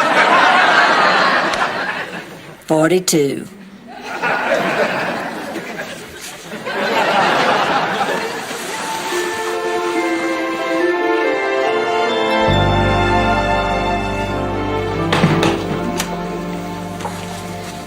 Excuse me, I'm looking for a Sophia Petrillo. Does she live here? That's her purse. Where did you find that? I'm the parking valet at the hotel next door. She left her car with us yesterday. She valet parked the car. Hey, that's my purse. That's the guy. That's the guy.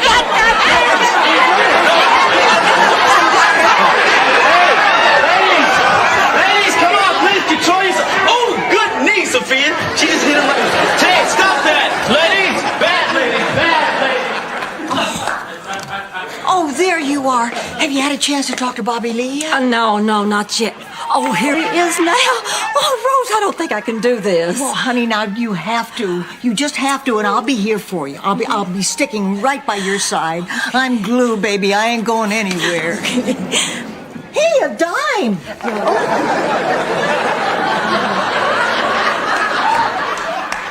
Hi, Bobby Lee. Hi, Blanche. Honey, listen, there's something I want to talk to you about. Yeah. It's about us having a baby, Bobby Lee. See, I just don't think that... Blanche, I know what you're worrying about, and just want to tell you we got to take the bull by the horns and just face it, it's true. It's true? Then you mean you think that I'm too... I'm sterile. I can't get you pregnant.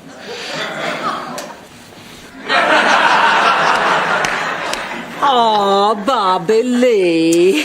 Yeah, I went and got tested today, and I got a really low sperm count. But it's not because I'm old. I'm not old. I'm not old either. No.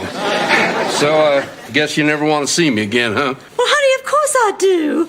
But we don't have to rush right into marriage either. Maybe we just ought to face the fact that you're approaching middle age. But hey, we can still have fun together. That would be wonderful. Oh. Boy, and to think that I got a whole freezer full of bull sperm at home. Well, water everywhere, huh, Blanche? I'll call you later, darling. Okay. Bye. Well, where is he? I want to meet the man that's going to marry my mama and father my baby. Well, it turned out that he was too old. He was too old. All right, I'm too old. Is that what you want to hear, Rebecca? That you were right in lecturing me because I'm nothing but a vain, foolish woman who refuses to act her age? Mama, I lecture you because you are a beautiful, elegant, intelligent woman who doesn't need to act like a teenager. Don't you see? I want you to be proud of who you are. 'Cause, Mama, I sure am. Oh, baby, I am so stupid. Here I have been working so hard trying to have another child when I've got one right here I'll just never learn enough about. Rebecca Jean, how'd you ever get so smart? Hey, we're only as smart as our parents. Oh. Maybe you're not my real mother. Hey, you come here, you. Happy birthday, Mama.